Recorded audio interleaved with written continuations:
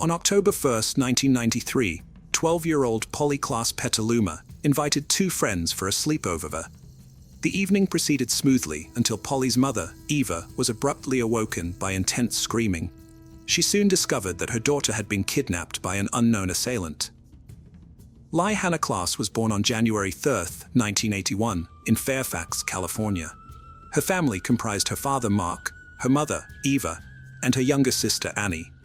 When she was very young, her parents separated. Following the separation, Polly and her sister went to live with their mother in Petaluma. Mark subsequently entered a new relationship, and Polly developed a positive relationship with his partner.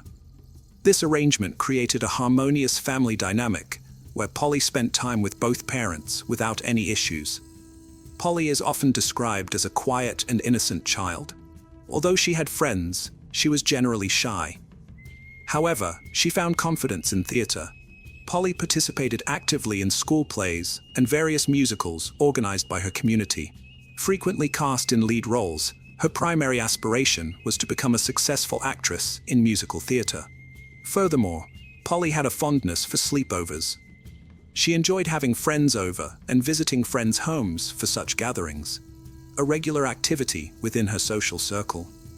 On October 1st of that year, when she asked Eva if two friends, Jillian and Kate, could come over for a sleepover, her mother readily agreed. That afternoon, the friends arrived at Polly's house and spent the evening there quite contentedly initially. At around 9:45 p.m., Eva decided to go to bed due to a severe headache. Informing the girls of this decision and asking them not to hesitate waking her if necessary, she took 2 sleeping pills and fell into deep sleep shortly thereafter. It was past 11 p.m. when Eva was startled awake by the screams of her daughter's friends. Both girls informed her that a man had broken into the house and taken Polly. Eva immediately contacted the police and checked on her other, Annie, who appeared unaware of the commotion. When authorities arrived, they began questioning Polly's friends. The girls described that they had been in a room, engaged in activities like picking Halloween costumes and indulging in general playful behavior. At approximately 11 p.m., Polly suggested it was bedtime, and her friends agreed. She mentioned fetching an inflatable bed she prepared with her mom so they could all sleep together. Upon opening the bedroom door, they were confronted by a man brandishing a knife. The man did not conceal his face with a mask. Initially, due to the proximity to Halloween, the girls mistook this for a prank and laughed.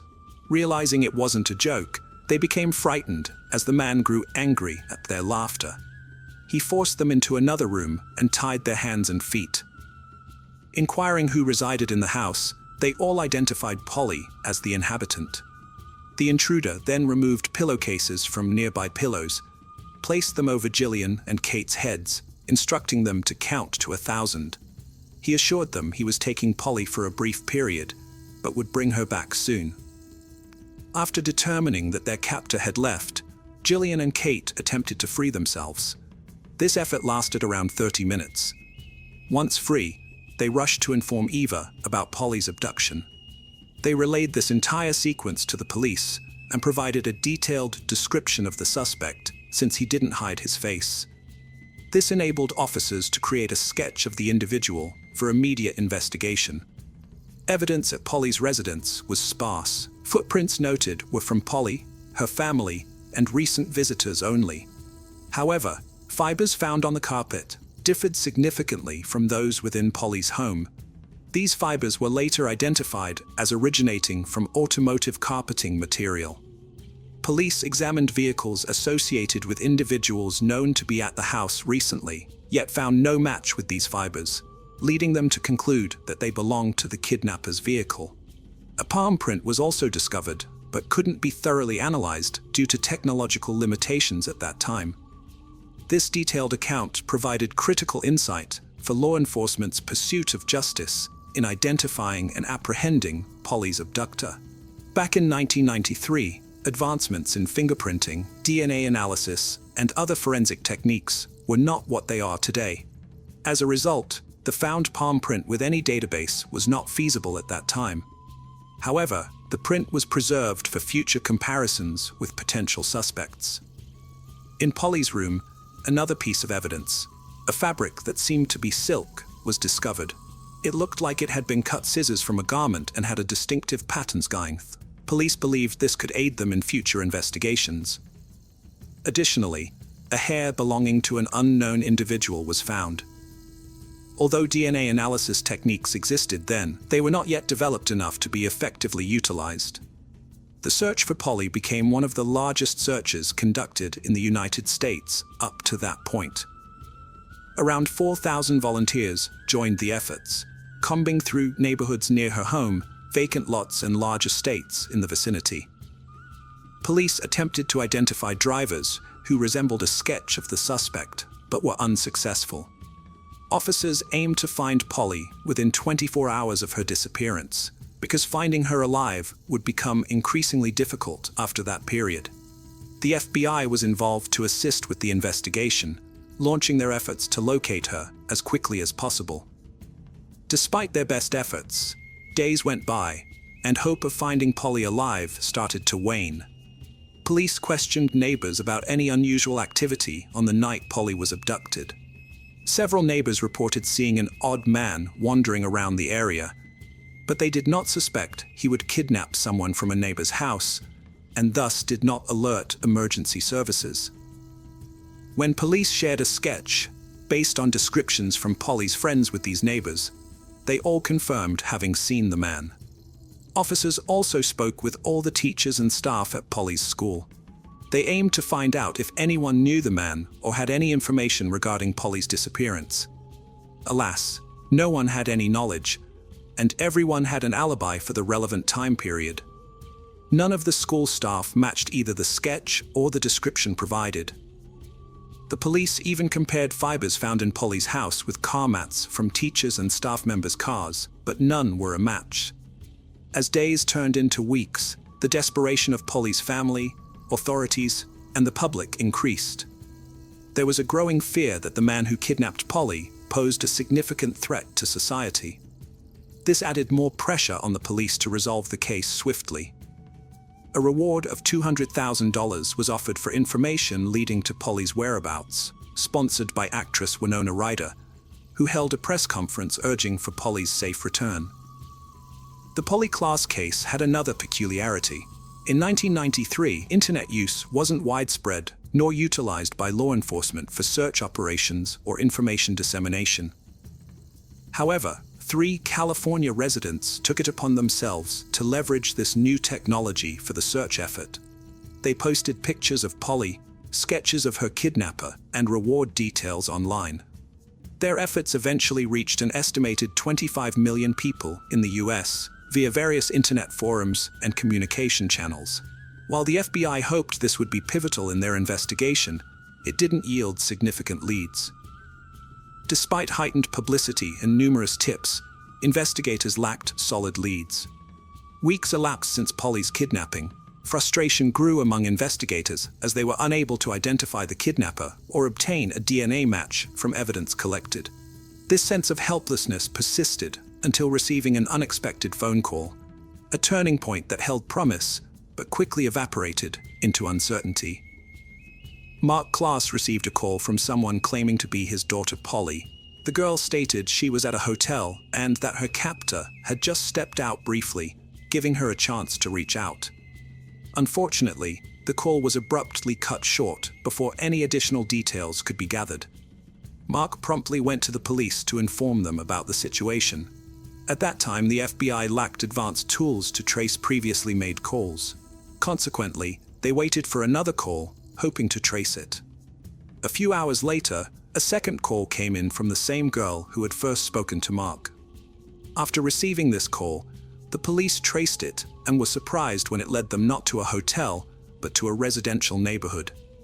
When officers arrived at the identified house, they knocked and soon discovered it was a prank. A teenage girl, similar in age to Polly, lived there, hence the voice resemblance. She explained her friends had dared her. Rather than taking her to the police station, they asked her parents to monitor her activities and cautioned her against making jokes about such serious matters. On November 28, 1993, nearly 2 months after Paulie's disappearance, a woman called the police reporting 3 suspicious objects on a large piece of land she owned. The police and FBI who arrived on site found critical items related to the investigation. A piece of silk, matching one from Paulie's room, ballet ties missing since that night, as mentioned by Eva, and duct tape. This discovery led police to speculate that Paulie might be in the vicinity. Further investigation revealed new information. On the day of Paulie's disappearance, this same woman had reported strangers frequently trespassing on her extensive wooded property, with only a small house and no perimeter fence. The lack of barriers and signage meant many inadvertently wandered onto her land without realizing it was private property. The woman had numerous intruders, but one incident, in particular, stood out. On the night Paulie was abducted, a man approached her house in his automobile. His car became stuck in the mud. The nanny, who was caring for the woman's son, first saw the man, but refrained from confronting him due to fear. The homeowner also chose not to approach him, noting an angry expression in his eyes. They then contacted the police. When the officers arrived, they questioned the man about his presence on the property. He stated he was unaware it was private property and expressed willingness to leave quickly, but requested assistance freeing his car from the mud. The officers observed that the man appeared very nervous and scared. He was sweating and seemed possibly drugged. At that time, they lacked the means to conduct a drug test, and since he wasn't being overtly aggressive, they had no grounds for arrest. Consequently, they aided him in extricating his car from the mud, and he eventually drove away. This individual's name was Richard Allen Davis. Richard Allen Davis was born in 1954 in San Francisco, California. His childhood was fraught with violence inflicted by his parents. When Richard was 12 years old, his parents separated. His mother completely disowned him and left him with his father. Richard's father proved to be highly irresponsible, often leaving him alone for extended periods. Sometimes Richard stayed with neighbors or relatives when alone at home became untenable. By his teenage years, Richard started engaging in criminal activities. Stealing things and getting into street fights frequently led to reform school stints. At 17 years old came a significant turning point in Richard's life. He committed a violent robbery that nearly resulted in severe injury to his victim. Faced with 2 options by the court, reform school or joining the U.S. Army, Richard opted for military service, but lasted less than 2 years before receiving a dishonorable discharge due to continued misconduct and poor behavior. As Richard matured, he continued to encounter problems, and his criminal record grew significantly longer. Around the age of 20, he received a 15 sentence for robbery and kidnapping. Despite this, he served only 1 year of the sentence due to parole for good behavior. At that period, Richard was also troubled by another accusation. Many friends believed that he had been involved in the disappearance, a 19-year-old girl named Marlene. Although the police concluded that she had left voluntarily, her close friends were convinced Richard had a role in her disappearance after they attended a party together. These accusations remained unproven and were largely based on rumors. When Paulie disappeared, Richard was on probation and did not have a specific address. In response, the police issued a special bulletin exclusively for officers, urging them to exercise extreme caution. They withheld information from the media to prevent Richard from potentially fleeing California or even leaving the country. Ultimately, on November 13, 1993, Richard was arrested while driving under the influence of alcohol following a routine traffic stop by an officer. He failed a breathalyzer test. Upon inspection of his identity and photograph, the officer quickly realized that this was the individual linked to the Paulie Class kidnapping case. Proceeding with care, the officer informed Richard that he was being arrested for violating his probation due to drunk driving. Without resistance, Richard agreed and was taken into custody. Once at the police station, officers read him his rights and disclosed that he was actually being detained for Paulie Class's kidnapping.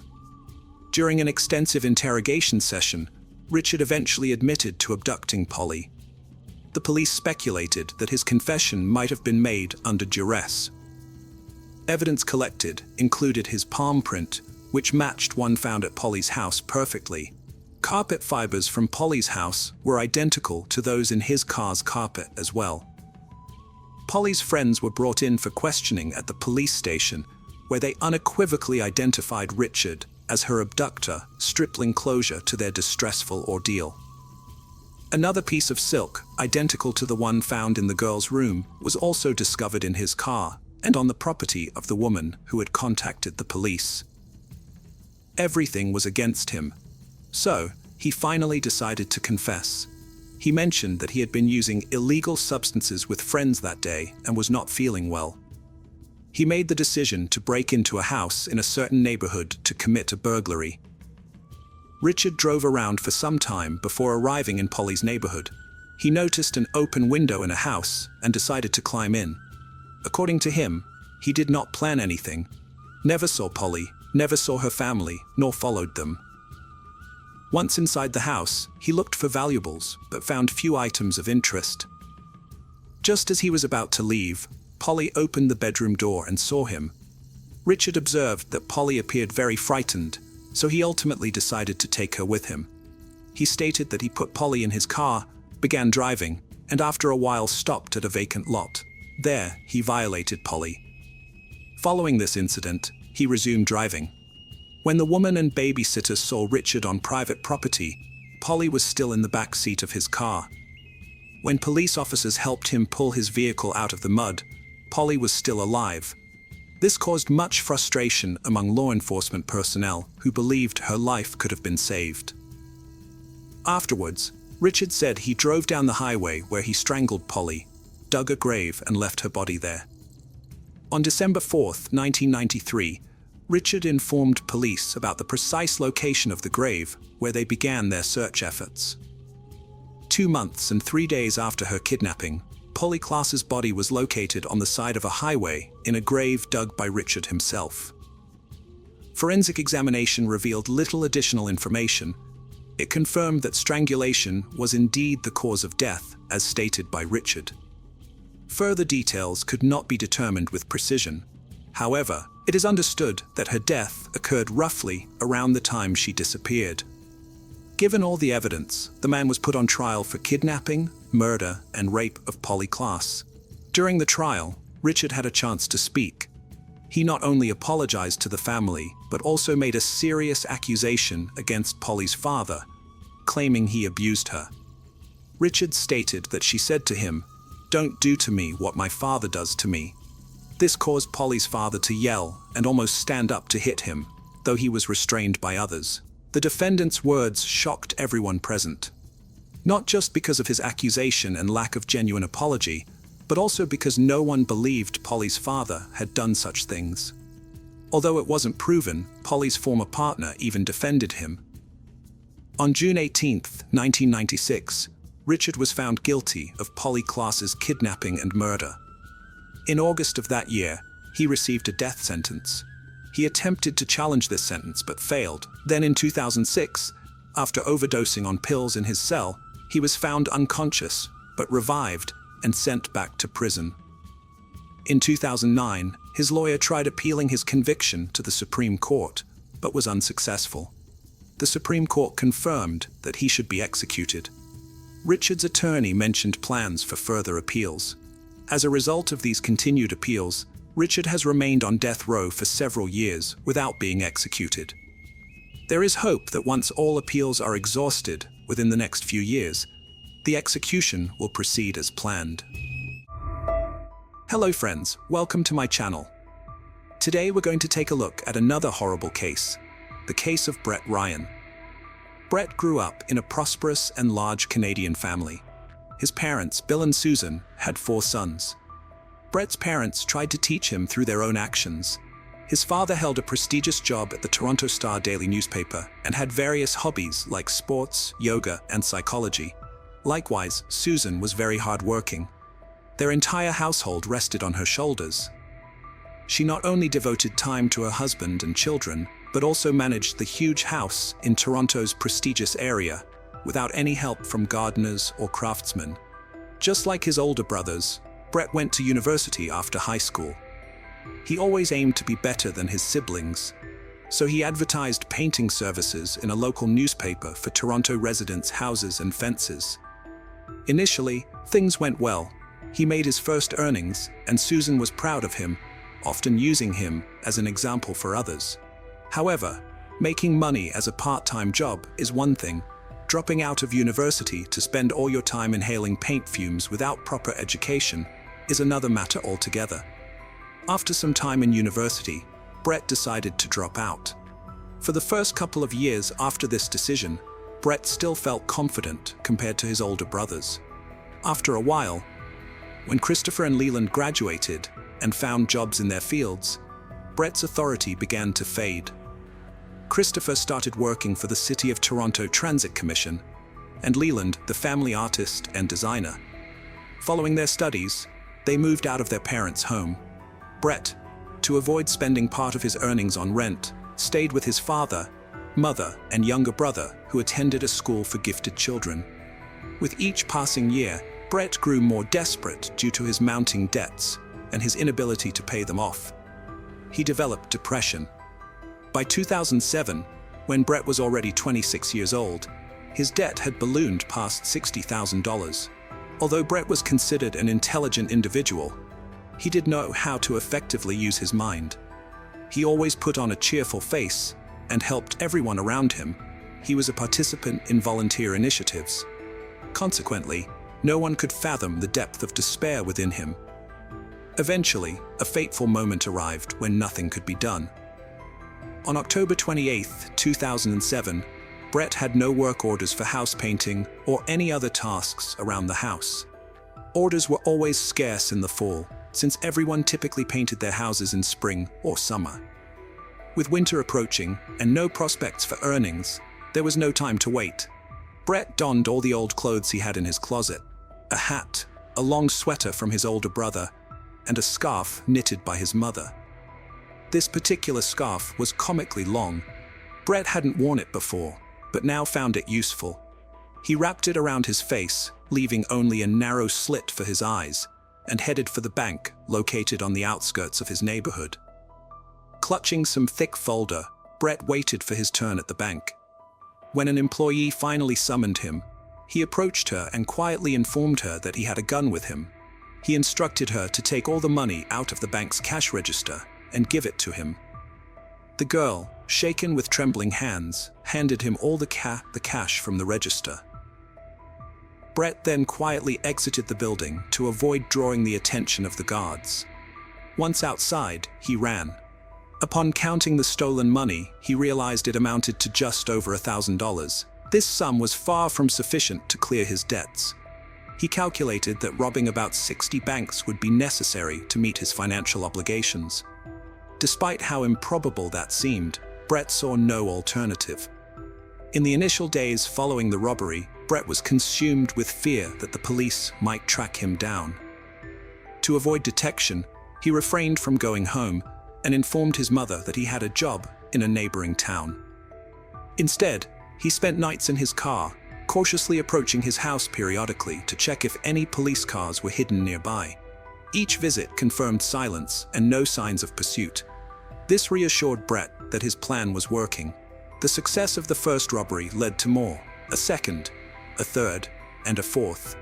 Each time, Brett took precautions to change his appearance by wearing different clothes, purchased second-hand or even retrieved from trash, and burning them afterward. He also invested in a fake beard from a costume store, since bank employees always mentioned his beard in their testimonies. News outlets in Toronto began covering stories about the bearded robber, but despite this notoriety, he never managed to gain substantial amounts through these crimes, the most being just $3,000 per robbery. Brett's hit a snag when police identified his vehicle on surveillance cameras and traced it back to his residence. Lacking solid evidence for an arrest, law enforcement decided simply to monitor him closely. For about 15 days following this new development, Brett refrained from further robberies, even though no more than 3 or 4 days typically passed between crimes before this. His unusual hiatus led some officers to believe they were tailing an innocent person and wasting resources on a dead end. But then fortune turned in favor of law enforcement. Brett left the house, got into a car, and later exited not far from the bank. Wearing a different and unusual outfit, he entered the branch and remained there for some time. Upon leaving, he was immediately apprehended by the police, who announced that the much-discussed bearded robber had finally been caught. Brett had been under investigation for 7 months and was charged with armed robbery. Interestingly, despite having a gun permit, the bearded robber always entered the bank unarmed. He did not even carry a kitchen knife. In total, Brett faced 19 charges and was subsequently imprisoned. Brett and his family filed multiple appeals, which led to only 8 of the 19 counts being upheld. However, Brett didn't stop there. At the first opportunity to apply for parole, he submitted a petition. In it, he requested consideration of his severe depression caused by 2 failed relationships and substantial debt. Additionally, he emphasized that he committed these crimes without intending to harm anyone and without carrying any weapons. His remarks were taken. However, to secure early release from prison, he had to undergo sessions with a psychologist. These sessions had a positive impact on Brett's behavior and mindset while incarcerated. During this period, he did not communicate with his family, but eventually took steps to mend those relationships. The positive changes in Brett were recognized by the commissioners overseeing his case. Consequently, on November 24, 2010, Brett was released from prison. Nonetheless, this hard-won freedom turned out to be more challenging than anticipated. Before becoming known as Brett the Bank Robber, he was simply a painter, burdened with personal struggles. Post-incarceration life proved difficult. Few companies were willing to hire an ex-convict with such a tainted background. Even when hired for house painting services, clients would cancel upon recognizing him as the infamous bearded robber. The social repercussions extended to his family as well. Neighbors who once praised Susan's garden began spreading unpleasant rumors about them. The Ryan family decided to sell their house hastily and move to Scarborough, where Susan started cultivating her new garden afresh. Despite these challenges, Brett managed to find employment at a trading company. However, his salary was modest. His parents also assisted financially in helping him rebuild his life and continue his university education. Brett continued to see a psychologist. Each session, the specialist advised him not to sever ties with his family. The psychologist's advice proved effective. However, Brett's financial situation remained precarious. Then, in September 2011, a significant positive event occurred in his life. He met Kristen Baxter. Kristen was an exceptional girl. She owned an apartment with windows that offered stunning view of the sea, which provided the young couple with a picturesque landscape to enjoy. She was also athletic, maintaining excellent physical condition. Crucially, she was unconcerned about Brett's past. As a couple, they traveled periodically and had even visited Australia. Brett's parents were delighted to observe his relationship with Kristen flourish. They were confident that Kristen would encourage him to advance in life and secure his place in society. Life seemed to improve for Brett until his father passed away. This loss profoundly affected him and triggered a return of depressive symptoms. Consequently, he had to increase his visits to the psychologist and spend time supporting his mother, both emotionally and financially, despite his limited resources. Realizing that their relationship needed to advance beyond casual dating, given their maturity, Brett decided to make a commitment to Kristen. He had saved some money and discussed his intentions with his mother. He expressed his desire to propose to Kristen, the goal being a memorable proposal she couldn't refuse. Understanding her son's intention, Susan provided additional funds for him to purchase an engagement ring. Notably, the couple had previously discussed their future together, and it was clear that Kristen did not require an extravagant gift or similar symbols of commitment. Brett's proposal to Kristen meant the world to her, signaling his serious intentions. Despite this, he decided to go the extra mile and purchased a gold ring adorned with a sizable diamond for his beloved. Naturally, Kristen accepted his proposal. From there, they began planning their wedding. Brett, with all of Kristen's decisions, nodding in approval. However, the rising costs and financial implications unsettled him. He started worrying about his career prospects and financial stability. Determined to secure a stable job, Brett found an engineering position at a prominent tech company online. He meticulously prepared his resume and applied for the job. To his delight, he was invited for an interview and subsequently received a job offer. Elated by the news, Brett shared it with Kristen and his mother. Eager to make a good impression at his new job, he asked his mother for money to purchase an expensive suit. As always, she didn't refuse him. Yet, just when everything seemed perfect, Brett received a disappointing call from the company. Their security team had uncovered details of his criminal past, leading them to rescind their offer. This news hit Brett hard. It was like a bolt from the blue. His spirits dropped immediately. Frustration set in as he considered the futility of ongoing interviews, each ending in rejection due to his past. Faced with repeated setbacks, Brett decided that rather than continuing with futile efforts and investing time in studies that seemed pointless due to his tarnished record, he would use the funds allocated for university studies on their wedding instead. Brett thus found himself back where he had recently escaped from, but kept certain truths hidden from loved ones, including dropping out of university and being rejected from the engineering role. He maintained appearances by dressing in professional attire each morning before heading to paint houses, changing clothes en route. To further sustain this facade among friends and family, Brett frequently updated social media profiles with pictures seemingly originating from an office environment or business events, images sourced off the internet, and would even pretend he's resolving urgent work-related matters during family gatherings by faking phone calls regarding work issues. In September 2016, after a 5-year relationship with Kristen, Brett sought to plan a wedding. He demonstrated a remarkable ability to conceal his true situation, successfully creating the illusion of a stable life. Despite being a common painter, he projected an image of success and prosperity. Brett agreed to rent an expensive restaurant, requiring $100 per guest. The entire Ryan family was thrilled seeing Brett's apparent transformation: a prestigious job, a fancy apartment, and an attractive bride. However, the truth of Brett's deceit was far more complex. With the wedding just a month away, Brett needed funds for the event.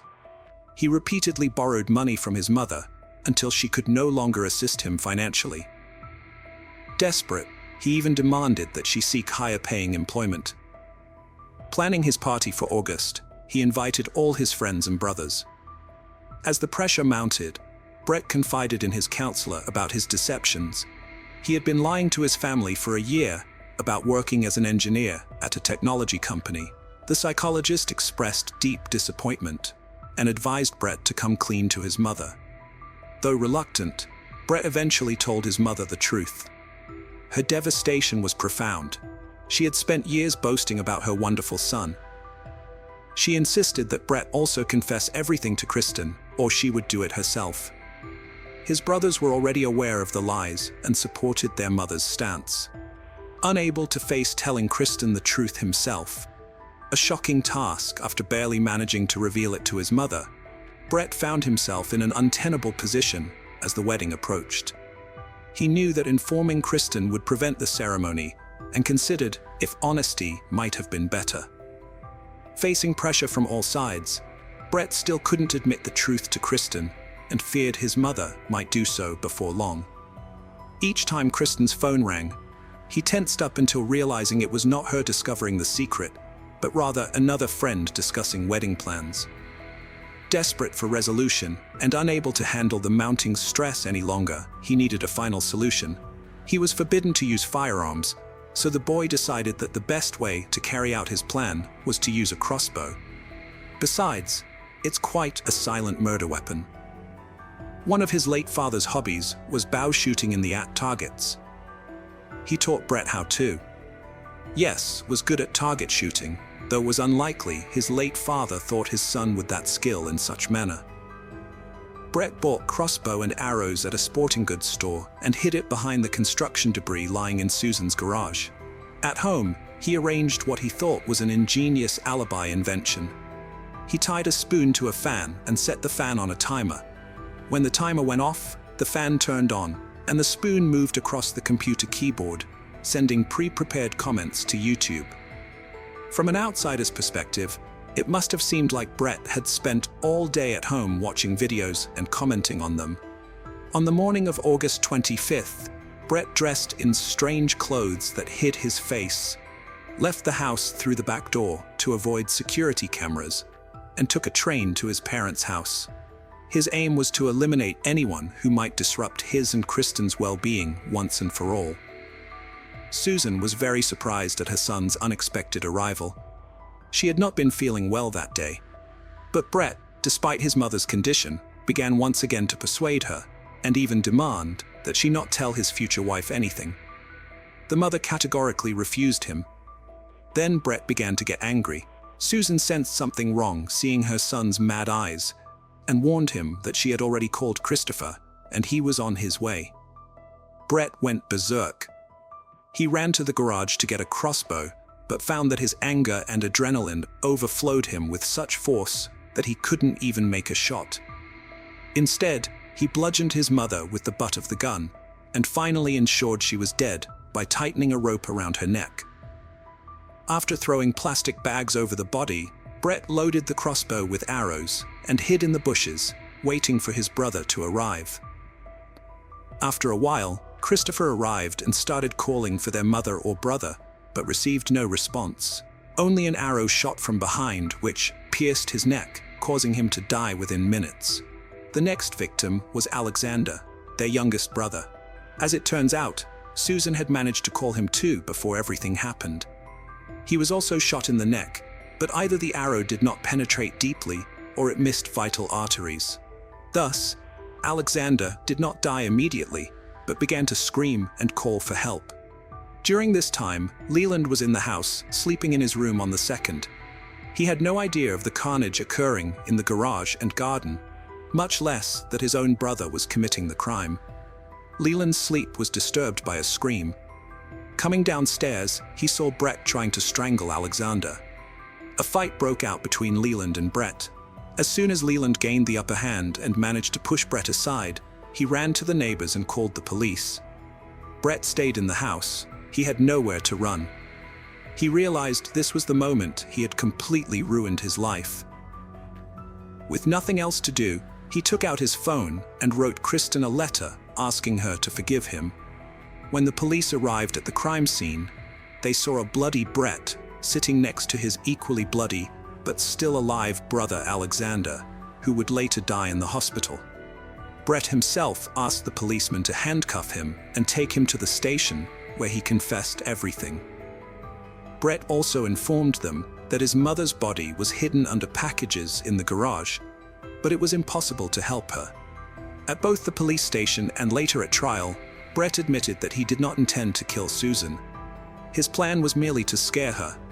However, he did plan to kill Christopher and Alexander that day since they were witnesses, and if they hadn't arrived, they would still be alive. Almost 10 years ago, he tried justifying everything with his depressive state, but it did not soften his sentence. Despite acknowledging that Brett confessed everything on his own accord and did not hinder the investigation in any way, the judge sentenced him to 3 life terms, 1 for each murder, with parole eligibility in 2041. As for Leland, he is not speaking to reporters, but is known throughout Toronto as the sole survivor of that dreadful incident. Hello friends, welcome to our channel.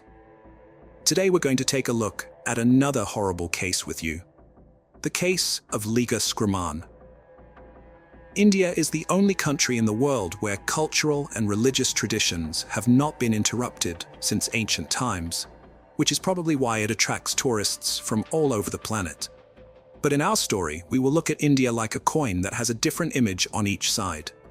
On April 20th, 2018, at dawn, 2 young men went fishing down the river toward a mangrove forest.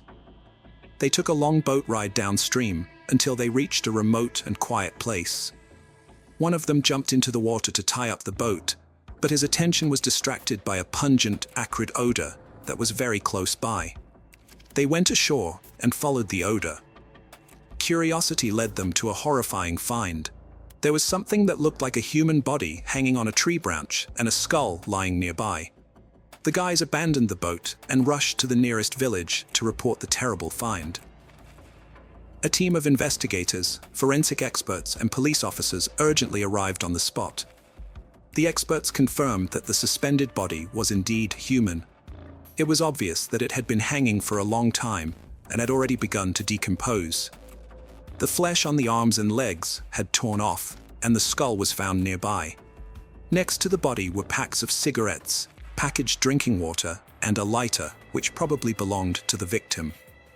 An investigation was conducted at the scene the same morning.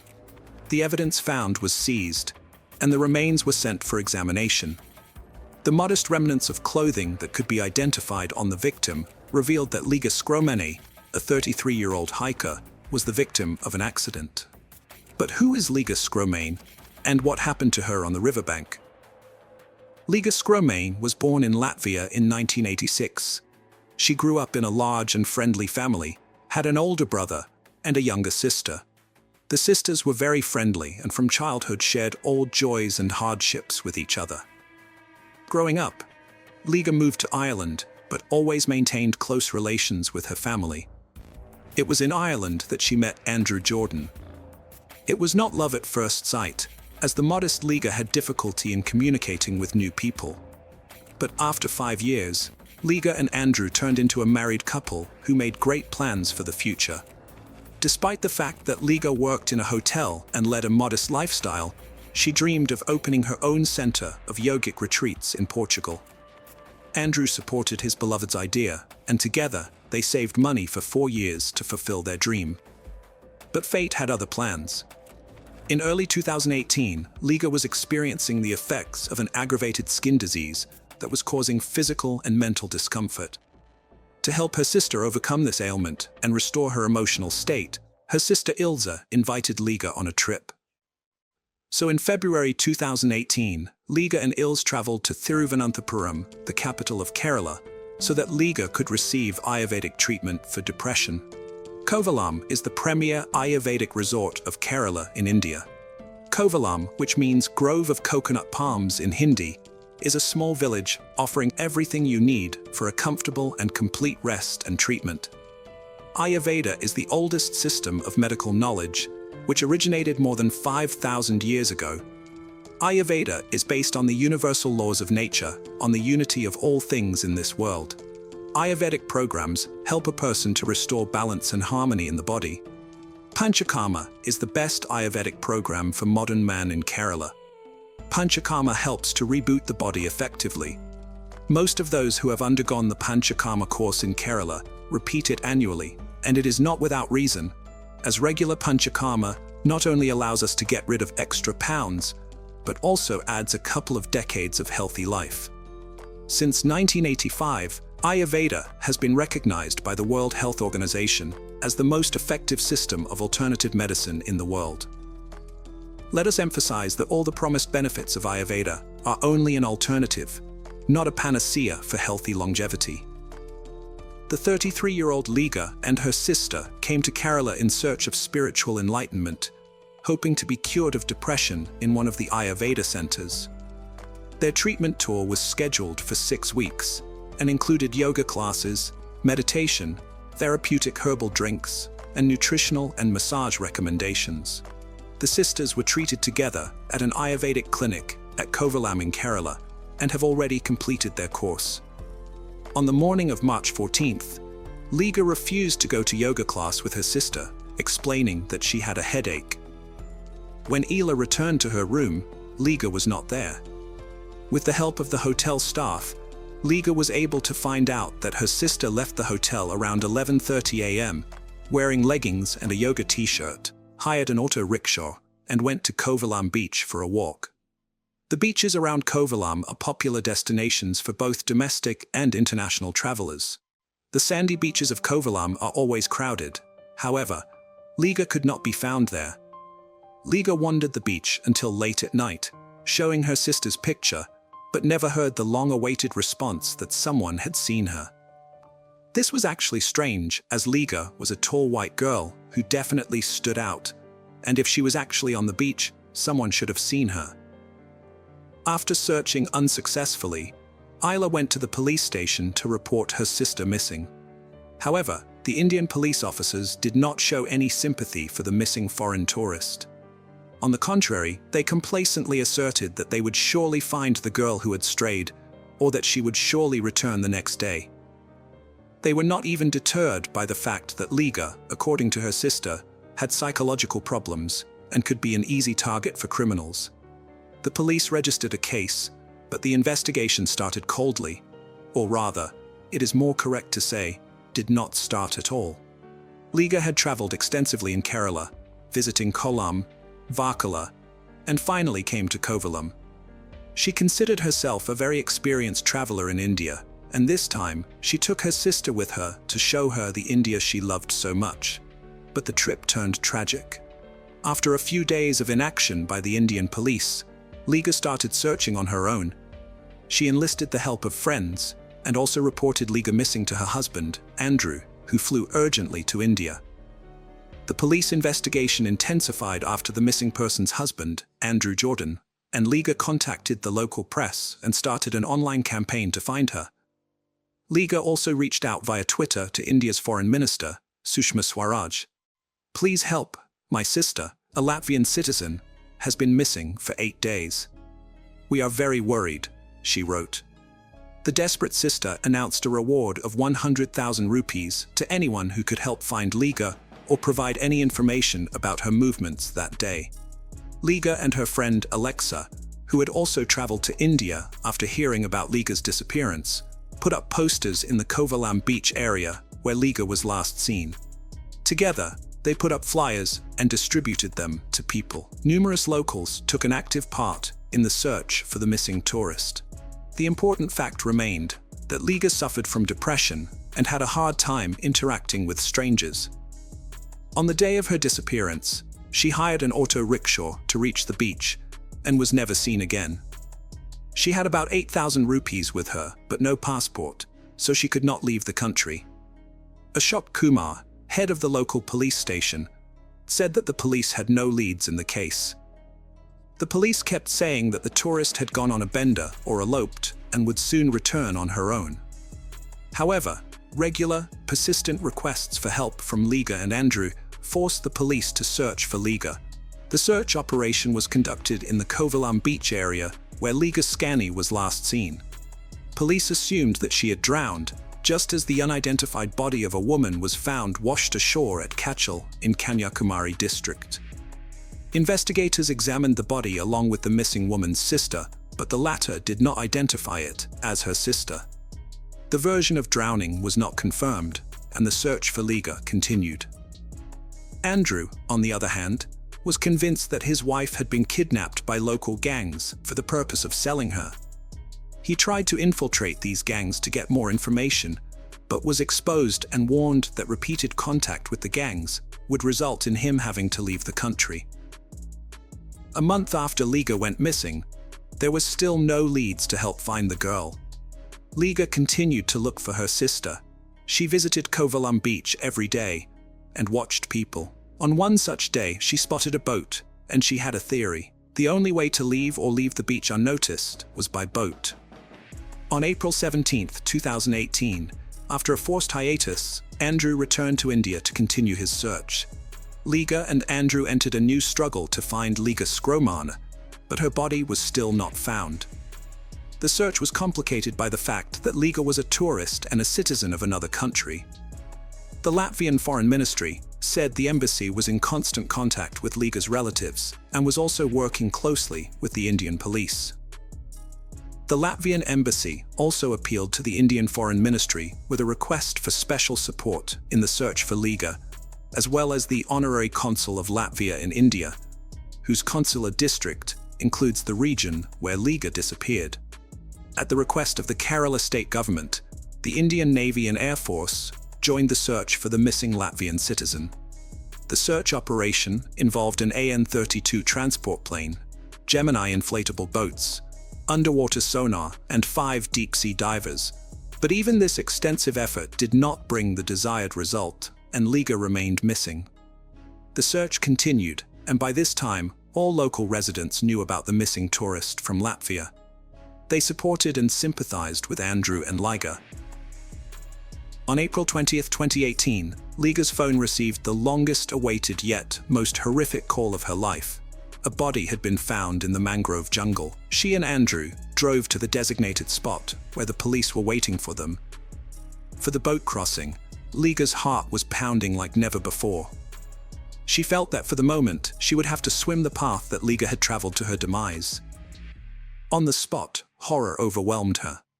Liga saw her sister's clothes. She recognized the shirt and leggings on the body, but the jacket and shoes did not belong to Liga. It remained unclear how, with whom, and why Liga had gotten to a place that could only be accessed by going through Panator from Samudra Beach. 2 women confirmed that they had witnessed Liga traveling alone into the mangrove forest. But why would a girl who was being treated for depression and already alone take a boat to a remote place in the forest?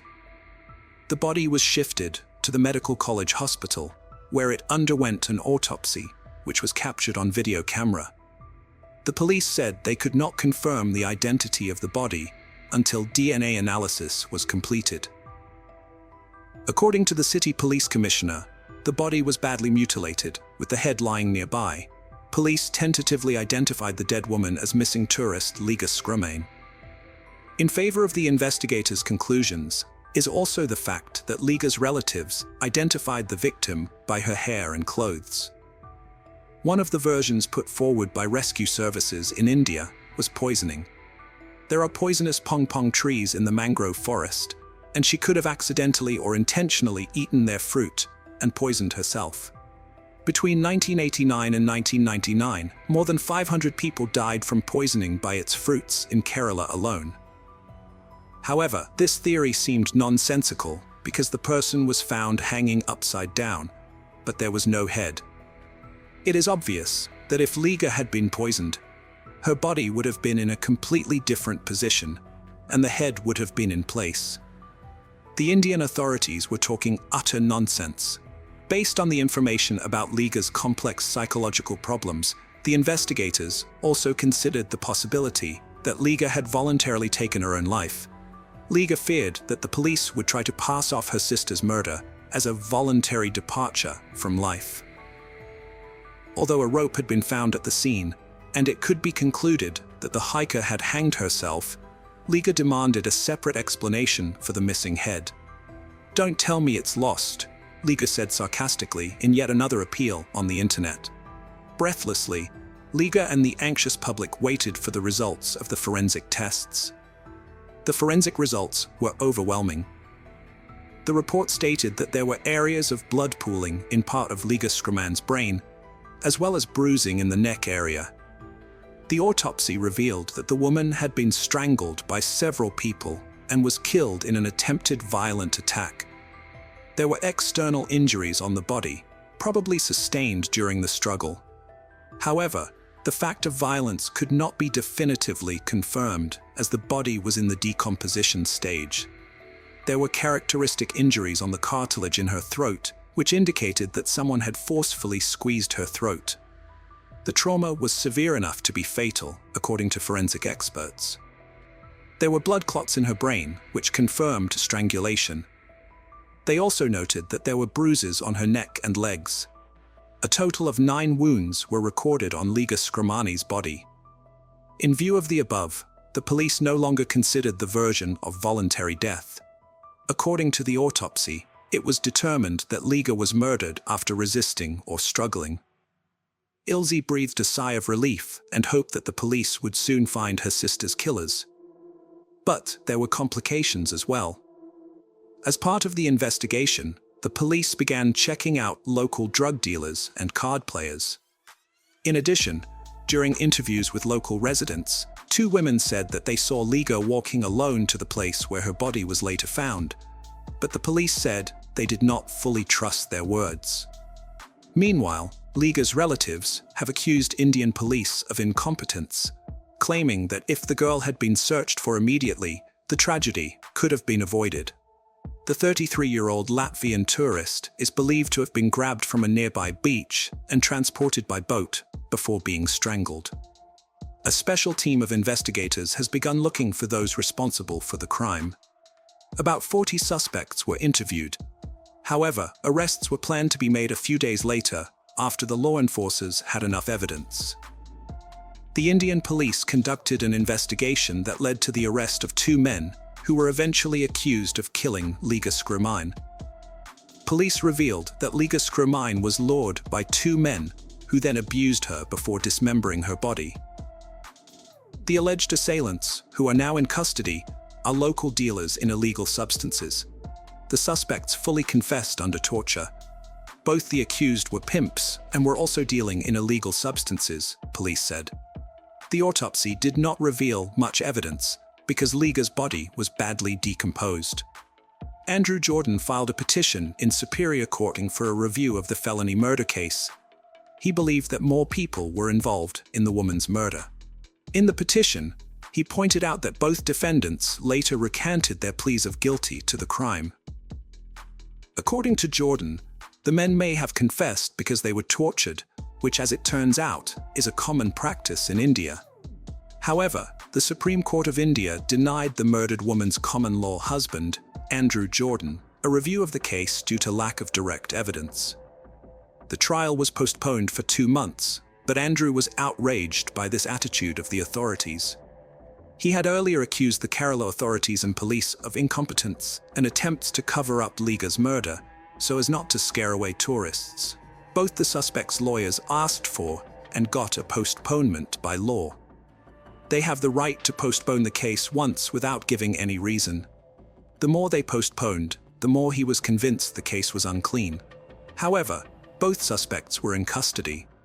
Investigation revealed that 32-year-old Umesh and 28-year-old Udayakumar offered Liga Scani weed, and when she was drugged, they used it and then strangled and decapitated her. It is noted that the 2 men apprehended for the murder of Liga Skram had previously committed similar crimes on numerous occasions. Both of them worked for a food delivery company in the Kerala capital and earned money as illegal tour guides in their spare time. Umesh and Udayan have been charged with destruction of evidence, murder, poisoning, kidnapping, and rape. The place where Liga's corpse was found had earlier served as a pleasure ground for Umesh. He used to take men there. 13 criminal cases have been filed against him, including 6 for sexual assault and 1 for attempted murder. Several of Umesh's victims have testified against him. Liga Skran, along with both men, was seen in the area by several people. They were initially silent but confessed to everything after the body was found. The detainees confessed to police that they committed the murder while attempting violence. They were apprehended but had previously claimed that they had only seen Liga Skran in Kovalam. The men pleaded guilty after repeated interrogations. On December 6, 2022, the court finally sentenced both men to life in prison. The court also recognized that the criminals must pay compensation to Liga Skan's sister, Ilsa, 65,000 rupees each. We would like to note that there has been a whole series of such crimes in this country recently. Young girls are regularly subjected to violence. The problem of crime in India is very acute, due to the huge number of sexual acts against minors. The government has introduced the death penalty. It is also worth noting that if the relatives, and primarily Liga's sister, had not been persistent, had they not involved the press by organizing a press conference and an influential MP, it is obvious that the local police would hardly have seriously investigated the case. At first, a theory was put forward that Liga had allegedly passed away voluntarily, and as it now turns out, this is not the first incident in this very place where Liga was found. After this story, I would like to warn once again all women who are frivolous about the dangers of traveling alone in India. Do not seek spiritual enlightenment in distant, dangerous, and uncharted countries. Take care of yourself. March 14, 2003. The Hobbit Pub, Southampton, England. On that evening, everyone at this pub was chilling out. Among them were a girl named Hannah Foster and her friend. Both of them were having a great time there, and when they felt it was getting late, both friends left the pub by 10:50 p.m. Now, since it was quite late at night, Hannah Foster's friend caught a bus from a road named Portswood and headed home. On the other hand, Hannah started walking home because her house was just 800 meters away, roughly 0.5 miles. 3 people lived in Hannah's house: her father, Trevor Foster, her mother, Hilary Foster, and her younger sister, Sarah. The Fosters were early sleepers and early risers, so they usually went to bed early. They assumed that their daughter would come home, eat, and then go to bed on her own. However, when Hannah's mother woke up at 5 o'clock in the morning, she couldn't find Hannah anywhere in the house. Normally, it wouldn't take Hannah more than half an hour to come home, but now several hours had passed. Therefore, Hannah's mother, Hilary, called her daughter, but Hannah wasn't answering any calls. After this, gradually Hannah's father and younger sister also come to know about her. Following this, Hannah's father, Trevor Foster, calls the girl with whom Hannah went to the Hobbit pub the previous night, but she tells the same story that I've already told you. After this, Hannah's family also tries to find her themselves, but by now it was already 10:30 in the morning, so Hannah's father starts to worry a lot about his daughter. Because of this, he goes to the Southampton police station and files a missing complaint for Hannah. Now the police start investigating the missing person case from their side and first trace her phone. Well, the good thing was that Hannah's phone was active, and the police traced the phone through the mobile towers. Naturally, the location of Hannah's phone was showing approximately 20 to 25 miles away from her home. Now the police reached there within an hour. Where the police found Hannah's phone was the city's recycling center, and along with the phone, they also found Hannah's bag there, but Hannah was not found. On March 15th, Hannah is also extensively searched for, but her whereabouts are not found. As they continue the search, March 16th arrives, and Southampton police receive a call from an anonymous man from the outskirts of the city. He informs them that he has just seen a girl's body in the bushes. A police team is dispatched to the location provided by the man. Since the previous day, the police had been searching for Hannah Foster, and they also had her picture. Therefore, the police first compare Hannah's picture with the discovered dead body, and they believe it to be Hannah Foster's. Subsequently, Hannah's family is also summoned, and upon seeing a member of their family in this condition, they become quite emotional. Nonetheless, the body is then sent for post-mortem. The police have to wait for several hours for it. However, when the post-mortem report arrives, it states that Hannah was first raped and then murdered by strangulation. However, some traces of the killer's semen were found on Hannah's clothes, and this made the police believe that the case would be solved soon, because DNA would be extracted from the semen and matched with the database to find the killer. But the police's imagination proved wrong when the DNA sample of the killer was not found in their database. Anyway, here the police, losing hope, check Hannah's call details, which leads the investigators to take another step towards solving this case. Actually, Hannah had last called the emergency number 999 from her phone, and the operator had answered the call. The call lasted for 50 seconds. After that, the police reached the operator and collect Hannah's call recording from there. In addition, the operator said, "I kept saying, 'This is emergency helpline, what's an emergency?' for 50 seconds, but there was no response from the other end." When investigators enhanced the recording of Hannah's call, they realized that she is sitting in a moving vehicle. Additionally, there is another faint voice with a South Asian accent. The man asks Hannah questions while she sits quietly, appearing scared and intimidated. After obtaining the call recording, the investigating team accelerates progress in Hannah Foster's murder case. Now, the police also check all the CCTV cameras in the area where Hannah's friend last bid her farewell and caught a bus. After scrutinizing several CCTV footages from that road, the police eventually narrow down to 7 suspect vehicles. On the other hand, Hannah's parents are eager to see their daughter's killer brought to justice swiftly. They now also discuss these 7 vehicles in public. In the meantime, on March 26th, Hannah's parents talked to people through a local crime TV show called Crime Watch about those cars. As a result, it emerged that one of the 7 suspect vehicles shown on TV was a van belonging to their company, Hazelwood Foods. The supervisor, James Dennis, called in and said that the driver of this van does not have his own vehicle, so he also uses this van to come and go from his home. Furthermore, that night, the driver had gone to deliver on this road. The time and location of the van were exactly where Hannah had started to walk home alone. After that, the police get a good lead for the first time in this case. But the man driving the van was named Maninder Pal Singh Kohli. Upon speaking to the company's supervisor, it was found that on the morning of March 15th, Maninder Pal came to work, but there were some marks on his face, whereas there were no marks on his face the previous day, that is on the 14th. Additionally, on March 15th, Maninder only worked half a day and then took half a day off, citing a back pain reason. However, it was only later discovered by the police that Maninder hadn't returned to work since that day. Now, hearing the whole story, investigating officers along with forensic experts arrived at Hazelwood Company. Subsequently, the van driven by Maninder was thoroughly examined by forensic experts, and some traces of semen and blood were found in his vehicle as well. With all this evidence, such as Maninder Pal's disappearance, finding semen and blood in his van, they were pointing fingers directly at him for Hannah's murder. However, apart from this, the police once again scrutinized Maninder Pal's van through CCTV cameras. And it becomes clear from the CCTV footage that Maninder Pal had taken his van to the recycling center on the night of March 14th, and where Hannah's body was found, his van had also passed through that road. Maninder Pal had now become the prime suspect for the police.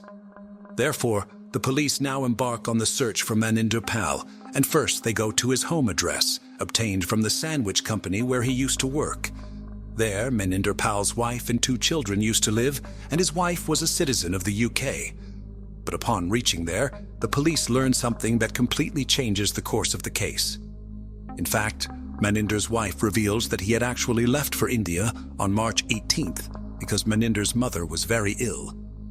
After learning this, it was imperative for the Southampton police to apprehend Maninder Pal in the Hannah Foster murder case, but it was equally challenging.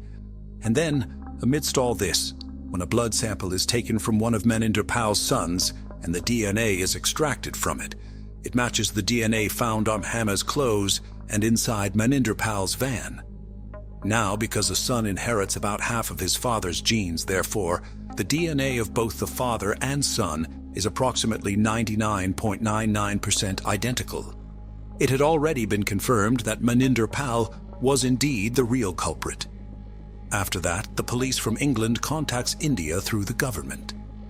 Now, since Maninder Pal's ancestral home was in the city of Chandigarh in India, assistance is sought from the police there. Subsequently, the Chandigarh police obtained the address of Maninder's house and reached there. Here, the police find out that Maninder Pal had come to meet his mother a few days ago, but after staying there for 3 to 4 days, he left. Since then, he has not contacted his home. The police also learn another piece of information from Maninder Pal's family at home, that when he was in England, he used to wear a turban and keep a beard. But when he came to India, he got a clean shave and also got his hair cut.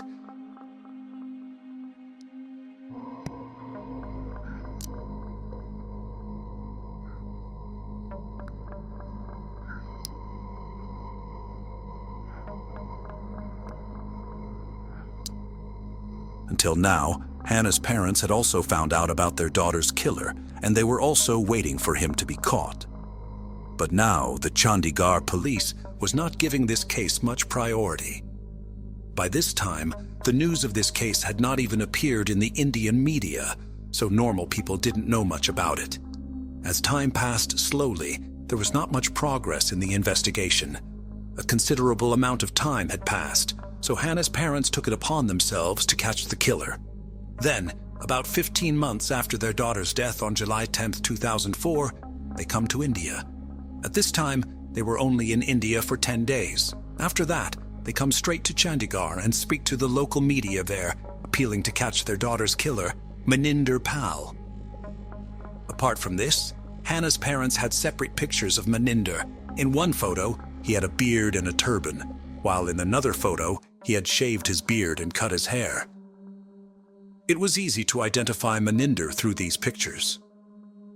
After this, Hannah's parents waited for a few days.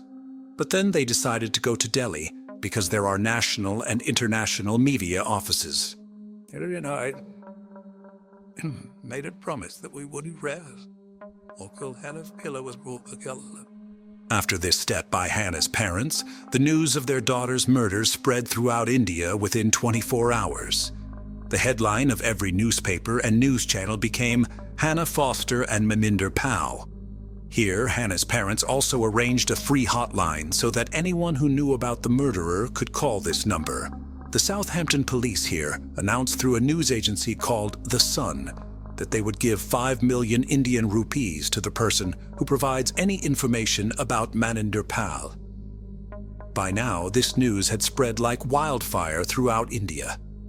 Then, on July 15, 2004, a car driver residing in the city of Darjeeling, in the state of West Bengal, India, called a retired police officer whom he knew. Now this police officer had already retired. The driver called the officer and told him, "There is a man who has been living here for a few months, and his appearance resembles that of Hannah Foster's killer, as shown in the news. He started appearing here shortly after Hannah's murder."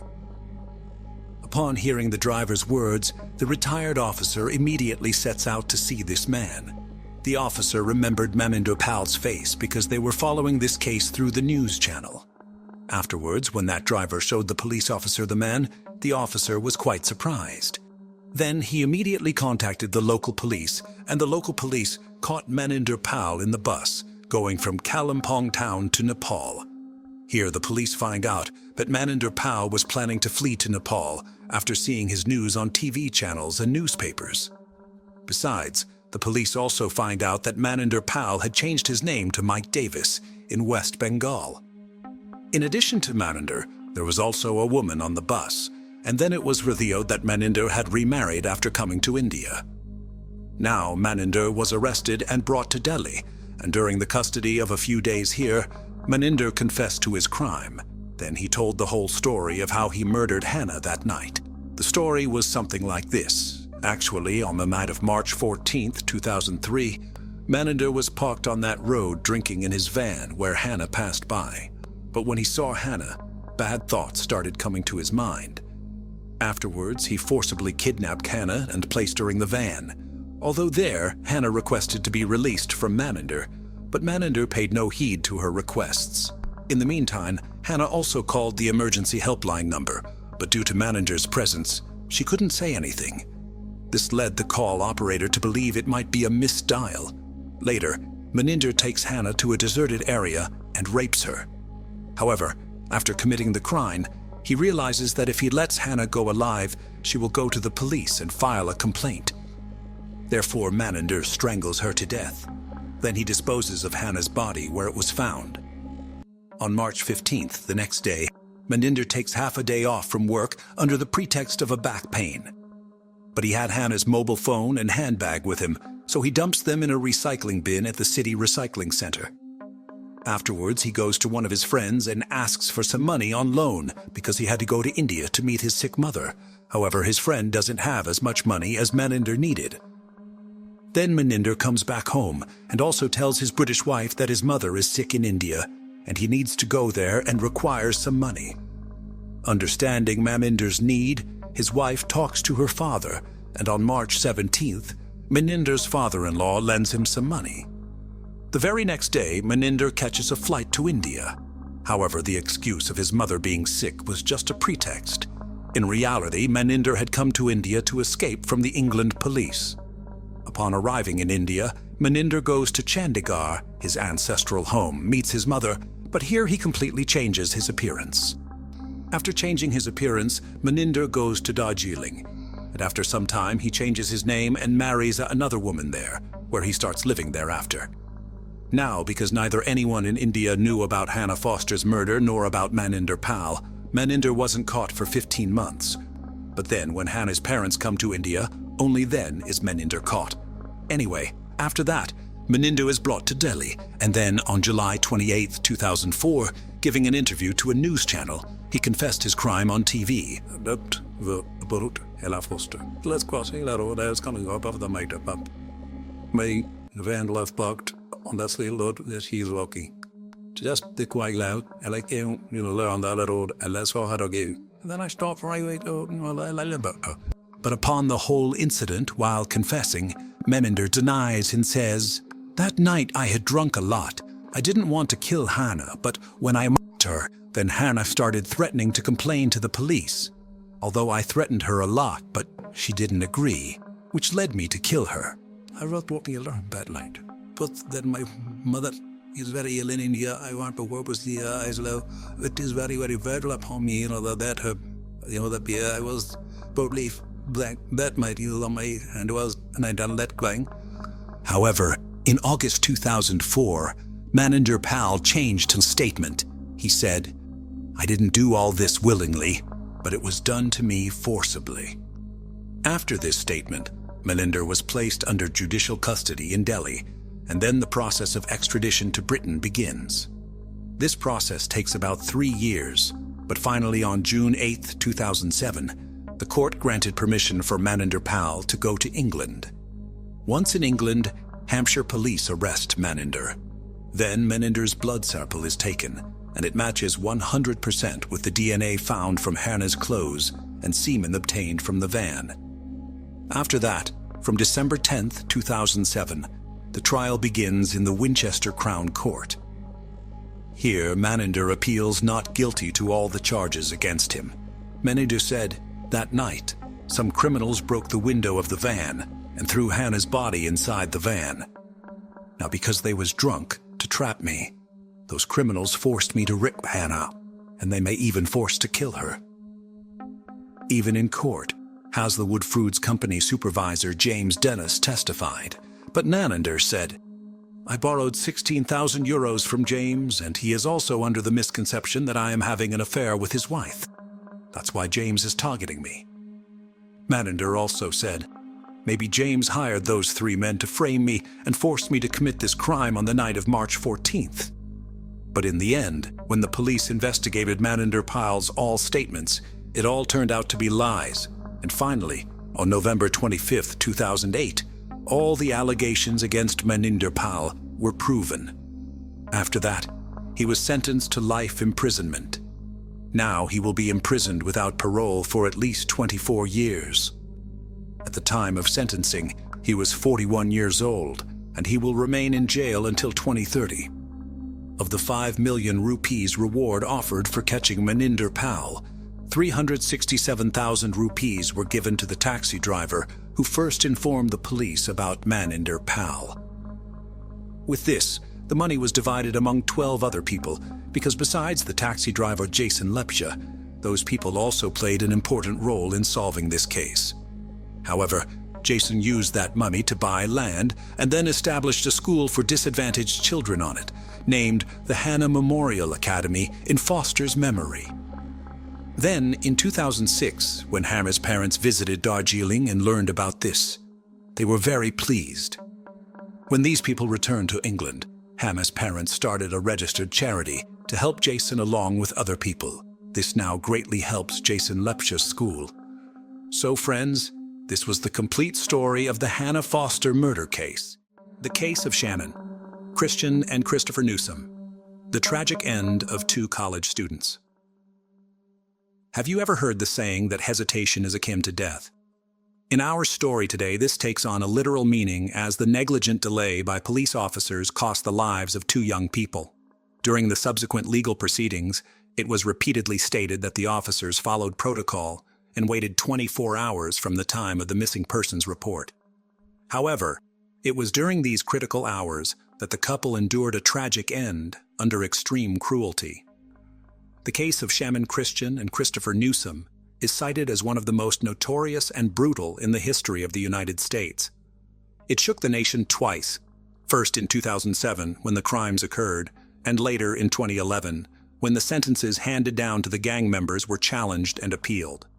This complicated legal battle led to the enactment of 2 laws. These laws restrict attorneys and defendants from casting the victims in a negative light and abolish the requirement for a jury's unanimous verdict to be approved by a judge. In this harrowing tale, there were 2 innocent victims and 5 merciless criminals, with the motive for the heinous act being a simple robbery. Let's delve into the details of this tragedy, piece together the chronology of those horrific events, understand the role of each participant, and explore whether this tragedy could have been avoided and the young lives saved. Who were Shannon Christian and Christopher Newsom? Hugh Christopher Newsom Jr., commonly known as Chris, was born on September 21, 1983, in Knoxville, Tennessee, to Mary and Hugh Newsom, in a loving, large family. As the youngest child, he was adored by his family. Chris was athletic in his youth, particularly excelling in baseball during his school years. His coach believed he had a bright future in the sport, but a severe injury and a prolonged recovery process ended his promising athletic career. Nevertheless, Chris was a man of many talents. He was an excellent artist, played guitar, had woodworking skills, and was knowledgeable about cars and motorcycles. Dreaming of becoming a mechanic in his youth, Chris's passion for carpentry eventually took precedence. After high school, he attended the prestigious University of Tennessee, where he was a diligent student and ranked among the top of his class. Shannon Gale Christian was born on April 29, 1985, in Nacogdoches, Texas, the younger of 2 children to Dina and Gary Christian.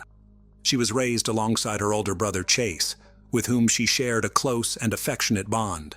Notably, Dina had been diagnosed with infertility in her youth, and the birth of her 2 children was considered nothing short of miraculous.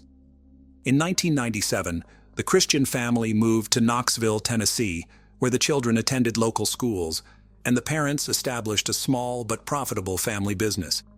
Dina conducted individual psychotherapy sessions at home. Shannon, sharing her mother's interest in psychology, was outgoing and kind-hearted.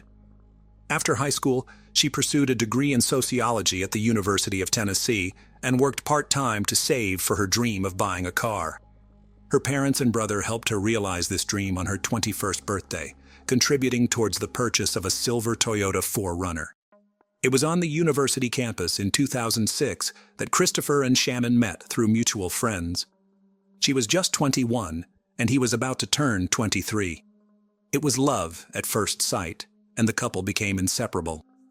Within a month, Chris introduced Shannon to his parents, expressing his desire to spend his future with her. Shannon reciprocated by introducing Chris to her family, who warmly welcomed him. In October 2006, a significant family dinner was held, attended by both their parents and siblings.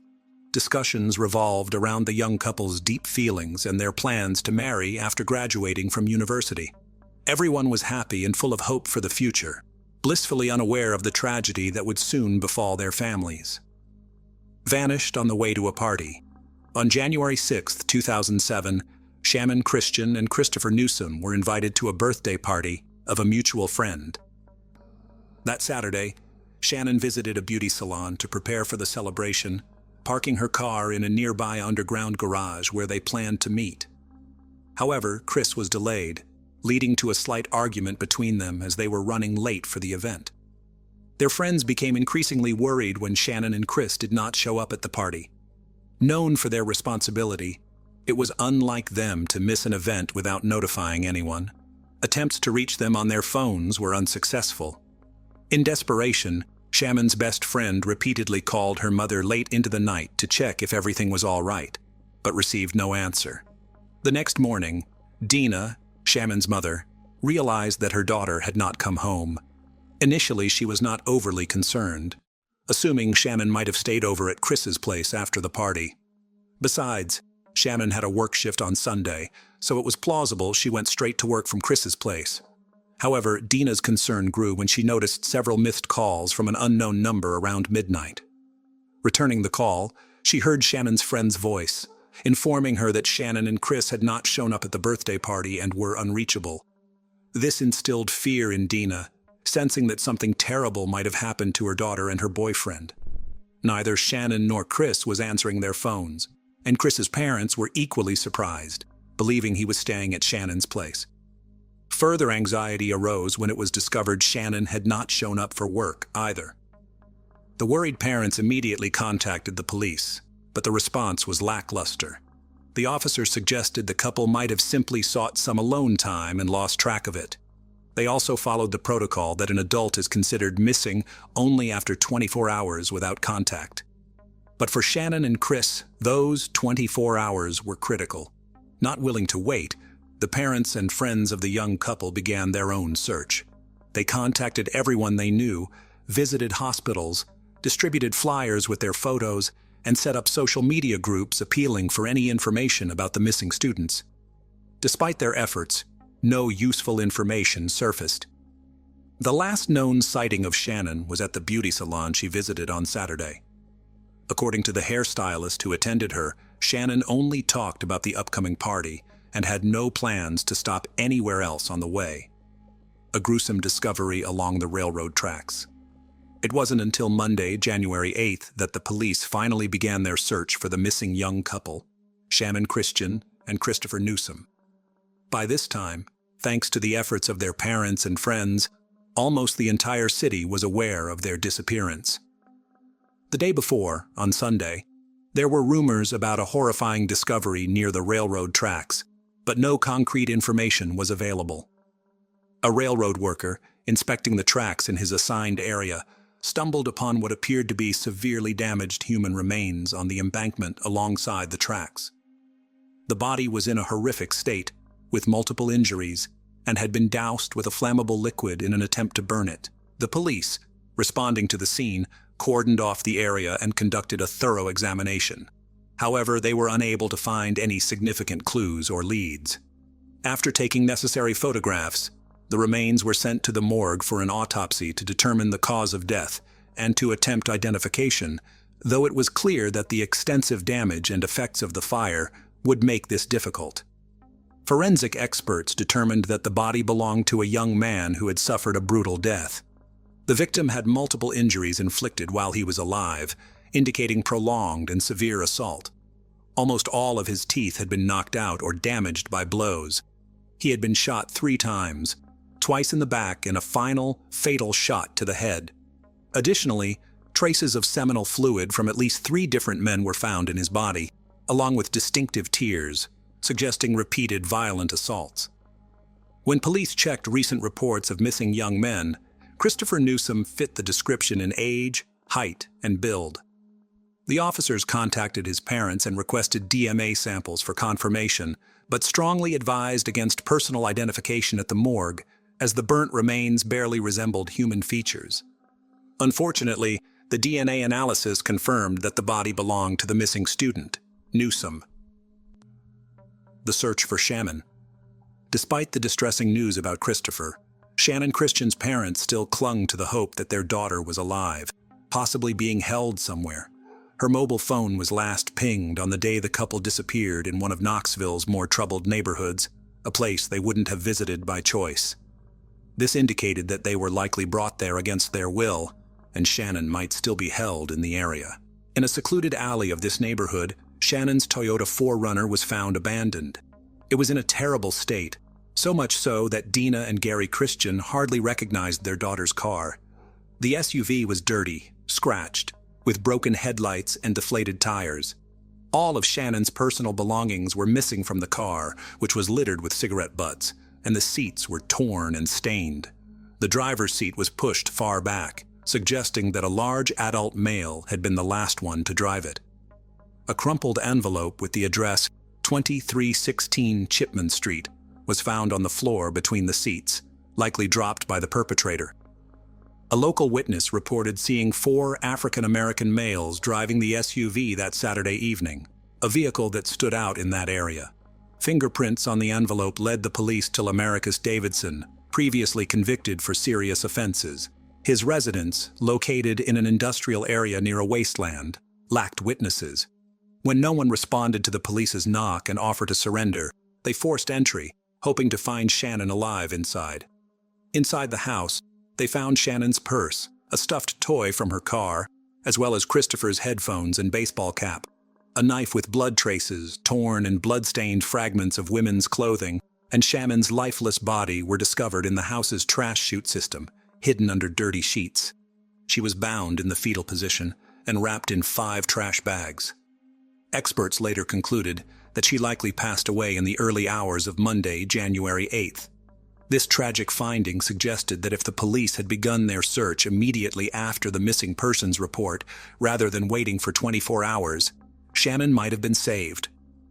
A horrific state of suffering.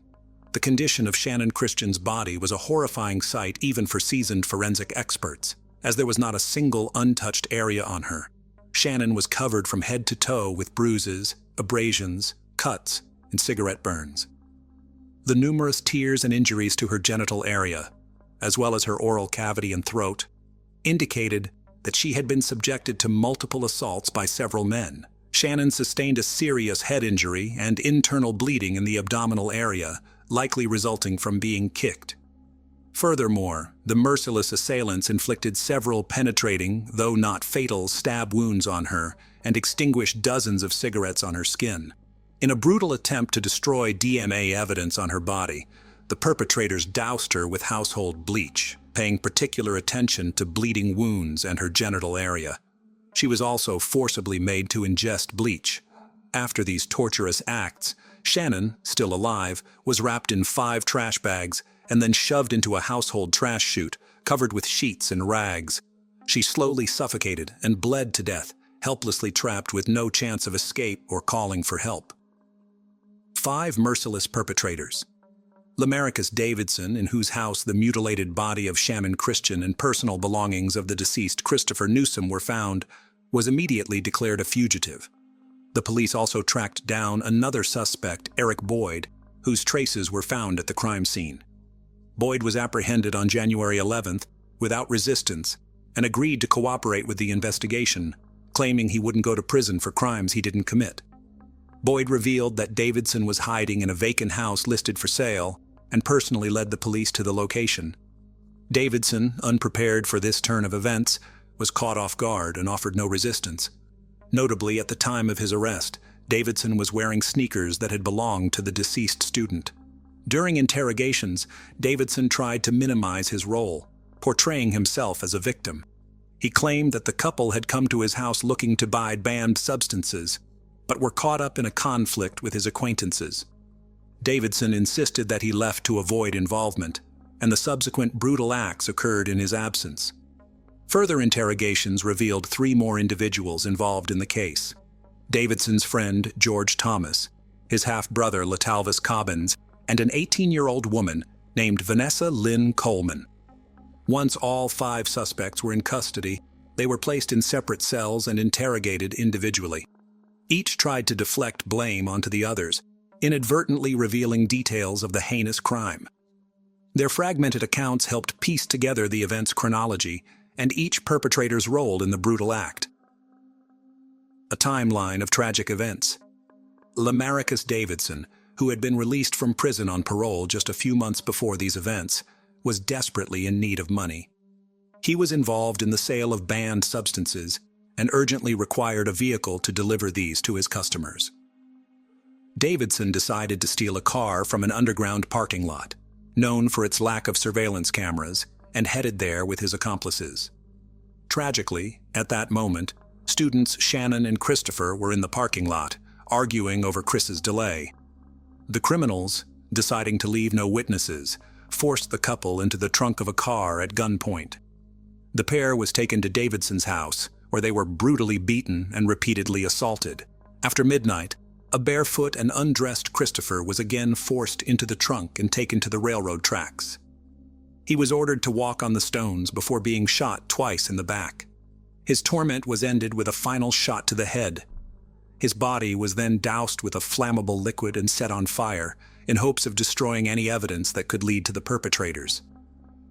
Having dealt with Newsom, the criminals returned to the house where Shannon remained bound. She endured horrific cruelty the next day, leaving her without a single uninjured area on her body. The sadists concluded their torture by dousing her with bleach and packing her, still alive, into plastic trash bags, where she slowly suffocated.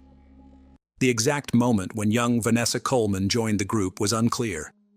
During interrogations, She claimed to be a hostage herself, participating in the torture out of fear for her life. However, Boyd indicated that Coleman was Davidson's girlfriend and willingly participated in the events, even taking some of Shannon's jewelry and mobile phone. Further, a personal diary found at Vanessa's home contained her descriptions of the horrors at her boyfriend's house, which she referred to as an exciting adventure. The initial trials and sentences. During the investigation, it was established that Lamarcus Davidson, born in 1981, was the leader of the criminal group and the primary instigator of the brutal acts against the innocent victims. Davidson tried to deflect blame and downplay his role in the atrocities, attempting to shift responsibility onto the deceased themselves. Davidson claimed that the couple came to his house to buy banned substances and later suggested engaging in rough intimacy with him and his friends, a situation he said spiraled out of control. Remarkably, the defendant's lawyers latched onto this version, attempting to tarnish the reputations of the deceased in court. The parents of the victims later expressed immense emotional anguish over these claims. Nevertheless, Davidson was found guilty on 40 counts, including assault, kidnapping, robbery, and particularly cruel and premeditated termination of life, among others. The jury unanimously decided that Davidson deserved the death penalty for his heinous acts. Latalvis Cobbins, born in 1982, faced the death penalty for his role in the torture, assaults, and involvement in the termination of life. However, he was ultimately sentenced to life imprisonment, without the possibility of parole. George Thomas, born in 1983, received a similar life sentence for his involvement in the same crimes, with no chance of release. Eric Boyd, considering his cooperation with the investigation and assistance in capturing Davidson, was sentenced to 18 years of imprisonment. The relatives of both victims found this sentence outrageously lenient. As for Vanessa Coleman, born in 1988, the only female participant in the atrocities, the investigation proved her involvement in the torture, assaults, and in Shannon's tragic end. She was sentenced to 53 years in prison.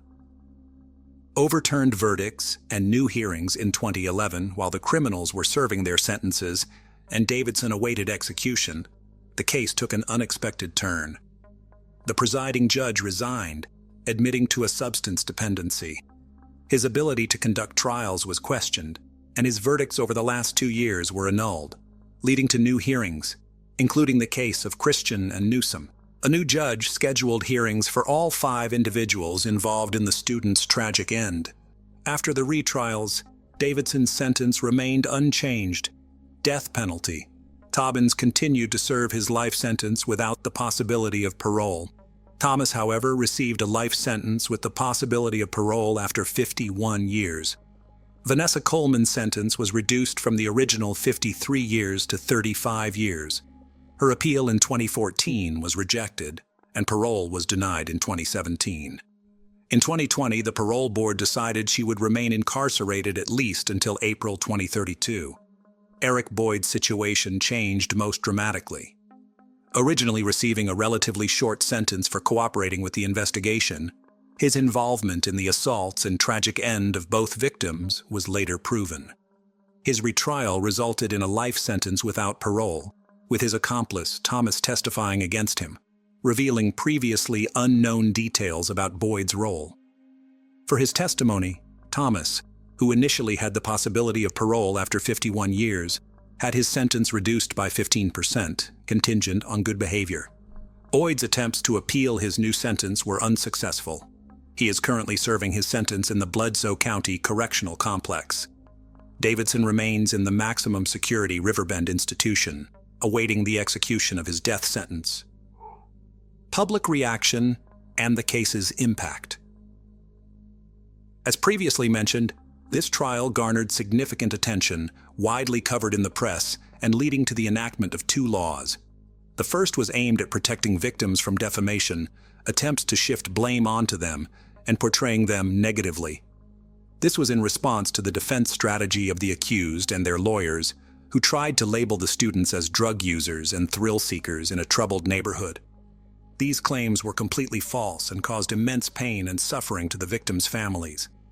The second law eliminated the need for a judge's signature on a jury's unanimous verdict, which, if in place during this case, could have prevented the need for retrials and sentence reviews.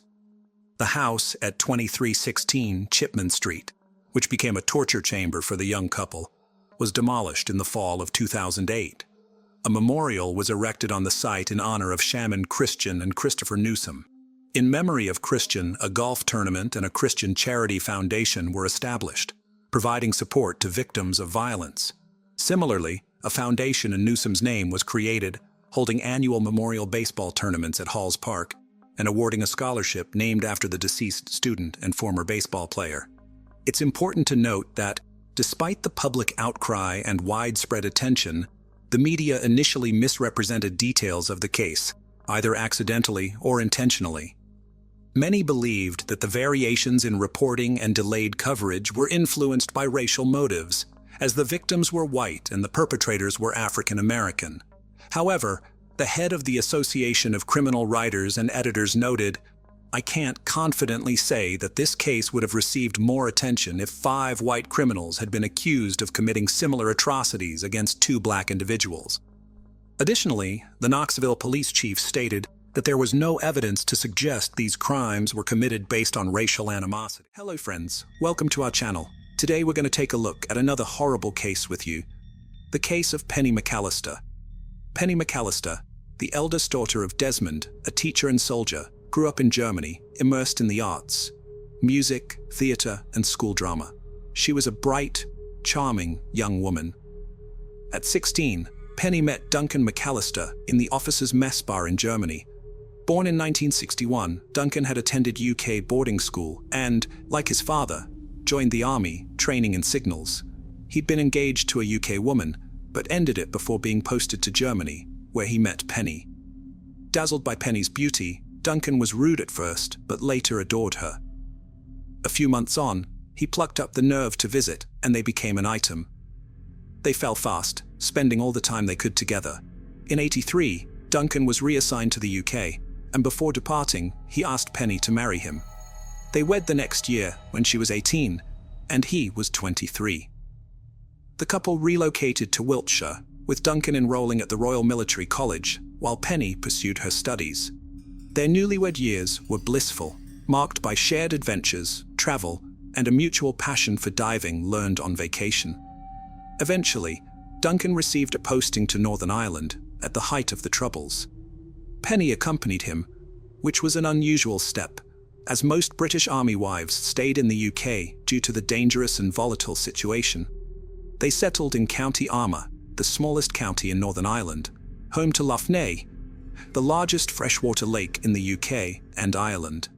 In February 1990, Duncan and Penny decided to set up an army diving club to expand their social circle. Duncan was the more confident diver, providing instruction, while Penny handled the administrative work.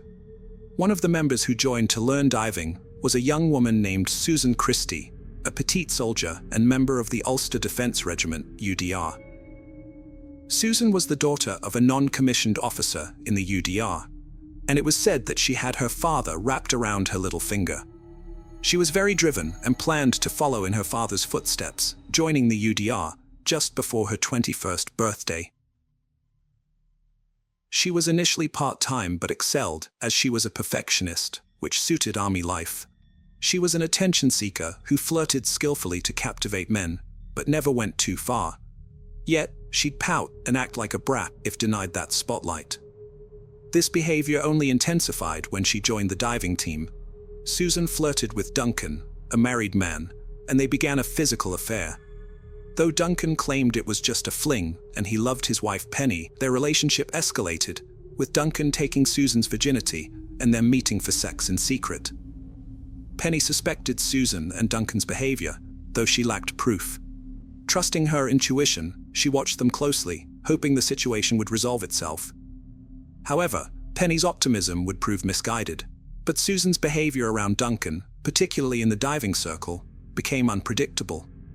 Susan was jealous of Penny as she treated her horribly. She was rude and would ignore Penny, even if she was to even just say hello. It wasn't enough for Susan to have Duncan in the palm of her hand. She would also try and make Duncan jealous if they all went to the pub after a dive, and she wasn't sitting next to him. She would flirt with the other soldiers around them. Duncan would describe it as leading them on, and if any of them tried for a kiss or anything more, Susan would run back to him crying, saying she was being harassed. Susan, rightly so, began to get a reputation for throwing accusations around. She also began to fake illness when she wasn't getting the attention she wanted, and was treated in hospital a few times when there was nothing wrong with her. In September 1990, a serious incident occurred. Duncan and Susan dived with the club near the wrecked SS Triple, which had sunk in 1917 off County Antrim after hitting a mine. It was a deeper dive than usual. The wreck lay 30 meters down. Duncan, the cautious leader, had all stopped mid-ascent for 2 minutes to avoid decompression sickness. When they surfaced, he warned that anyone feeling unwell should contact him or a supervisor.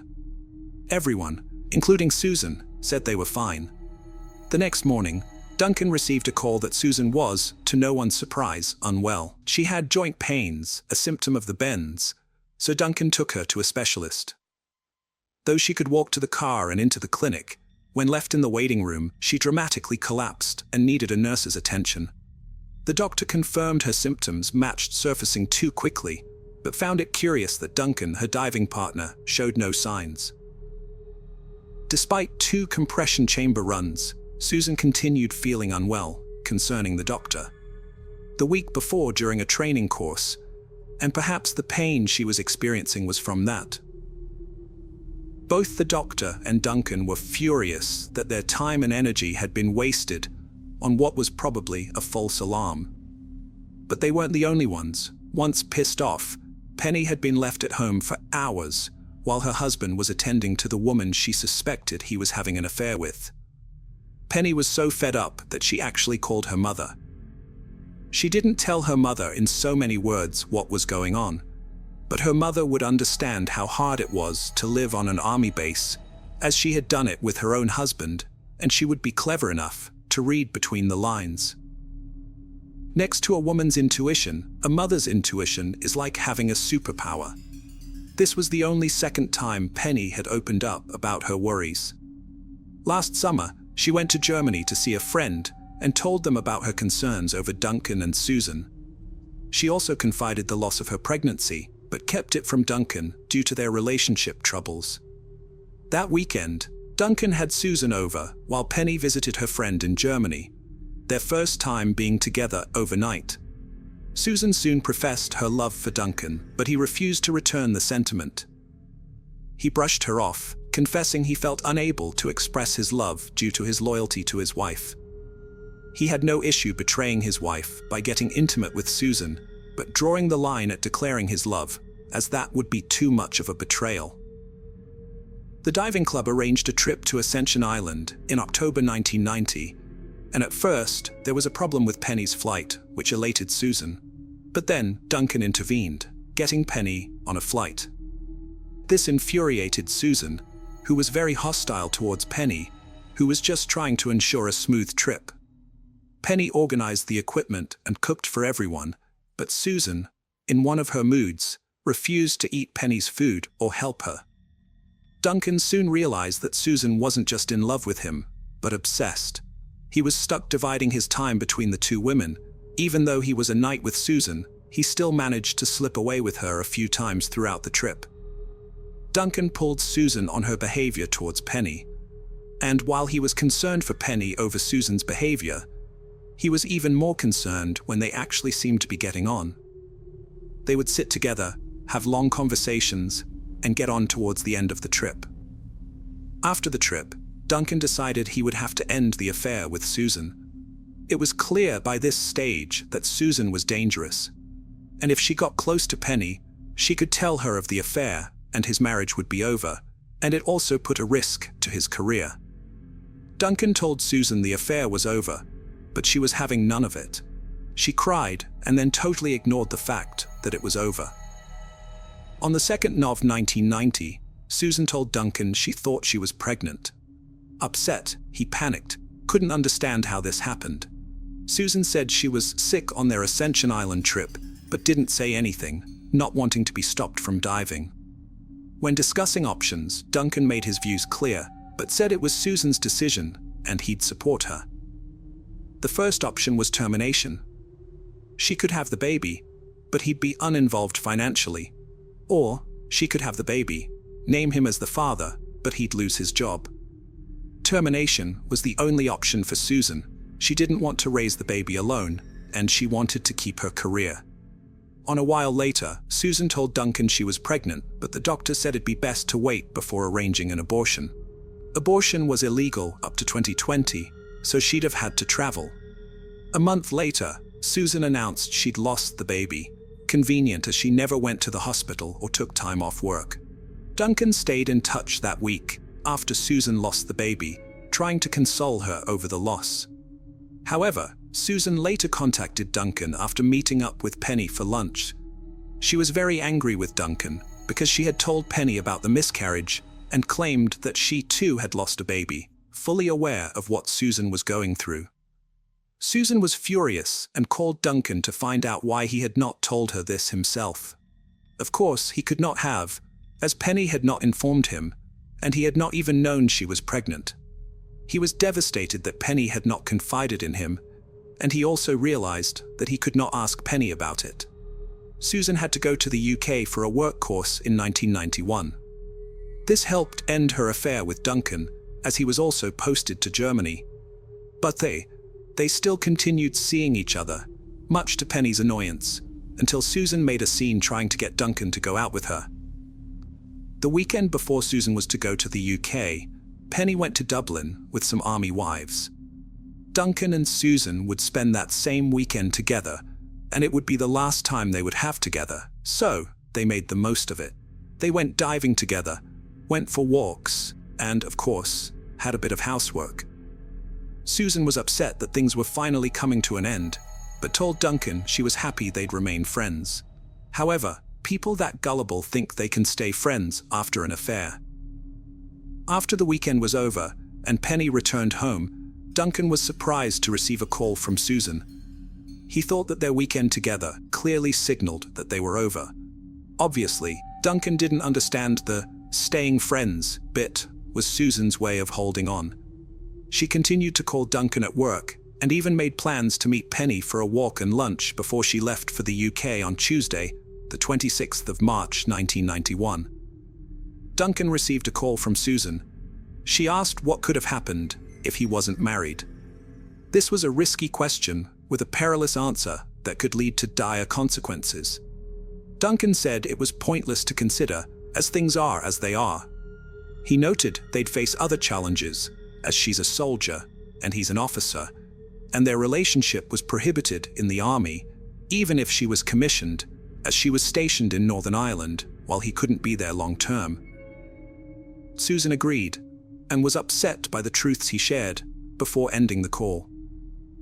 The following day, Wednesday the 27th of March, Penny dropped Duncan to work and headed into town, as she had to drop some stuff off at the army run shop, and then later go to meet Susan for their walk with the dogs and lunch out. This morning will be the last time Duncan would see his beautiful wife alive. Penny also had to prepare for a visit from her parents, and was busy at home getting things ready. Penny told Duncan she was not looking forward to her lunch days with Susan, as she had rescheduled twice already, and she was really too busy that day to meet with her, but she decided to go anyway. Later that morning, Duncan received a call from Susan asking if he knew where Penny was. She tried ringing the house, but no one answered. She couldn't remember if they were supposed to meet at 11 a.m. or 11:30 a.m. Duncan, exasperated by the call, told Susan to go to the meeting place at 11 and wait there for Penny, then ended the call. Duncan headed out of the office that afternoon, known for a fitness test which was a 3-mile run. As he returned to the office, he met with his commanding officer, who was not looking too pleased. Duncan thought he was coming to tell him that he was not going to be going to Germany, but instead, he had graver news. He sat Duncan down and told him that Penny was dead. At first, Duncan could not take in the information. His commanding officer continued to tell him about the circumstances of Penny's death. It became more real.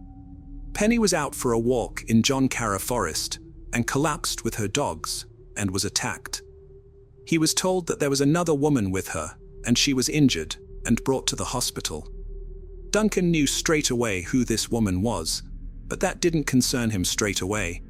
He knew Penny's parents were to arrive in a few hours, and he would have to break this devastating news to them, and also had the ordeal of telling his own parents. The police secured the area where Penny's body was found, and they took witness statements from a family who had been having a picnic nearby. When Susan emerged from the forest, crying, screaming, and bloodied, she was unable to stand properly, and her hands were covered in blood. Her clothes were ripped, and she had scratches on her face and a stab wound to her torso. The woman of the family went to help Susan, and her husband went to call the police.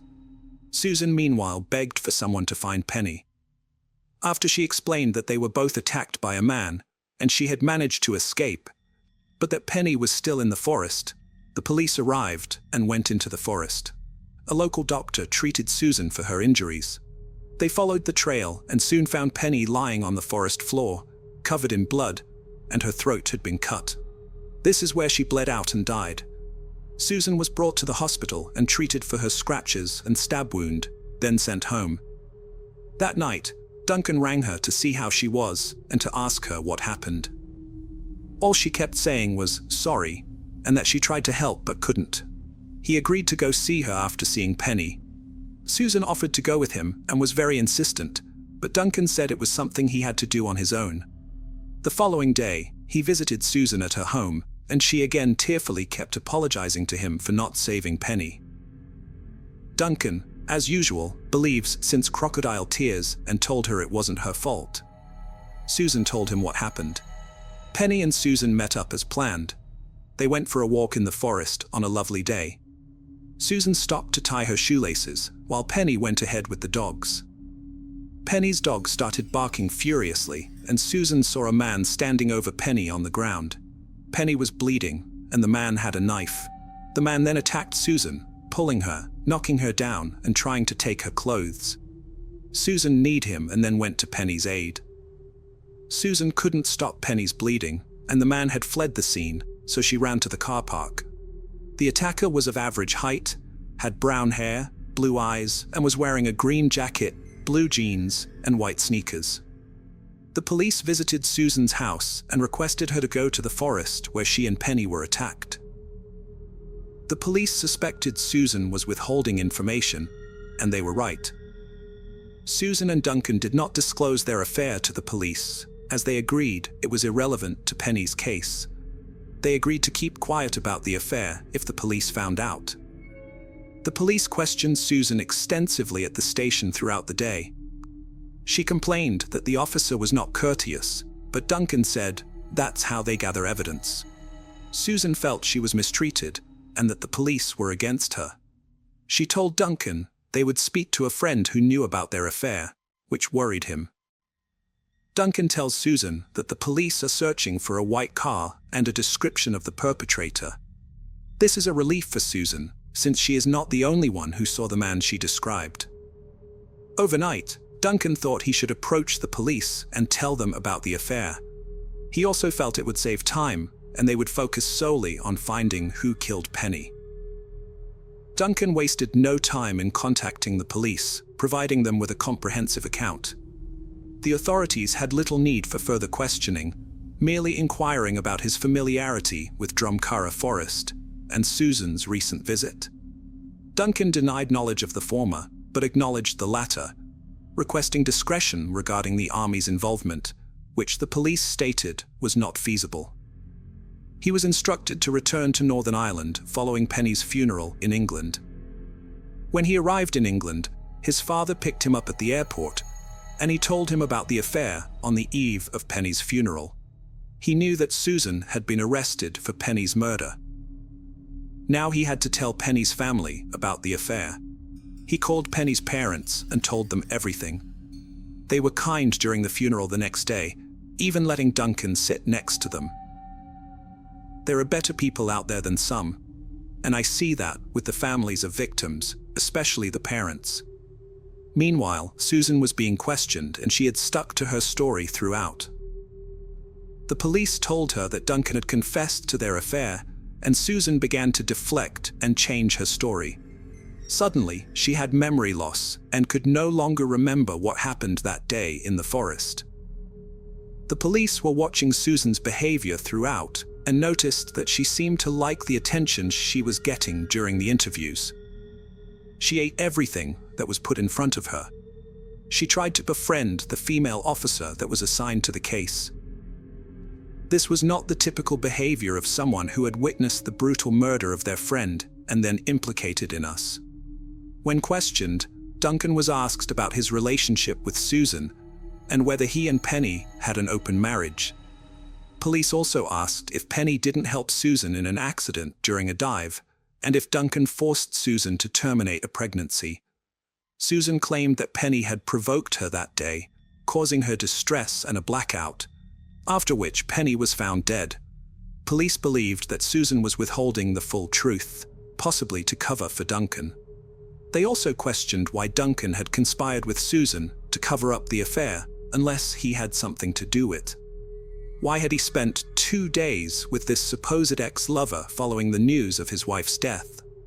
Duncan flatly denied everything, and his statement was prepared, and he was released. Susan was kept in custody, where she quickly adjusted to prison life. Her father visited her, and so did friends, but she never admitted to anyone what she did on June 1st, 1992. Susan appeared at Downpatrick Court and pleaded not guilty to murder, but guilty to manslaughter. The Crown's opening statement was damning. They said Susan had lured her lover's wife to a secluded spot and then brutally murdered her.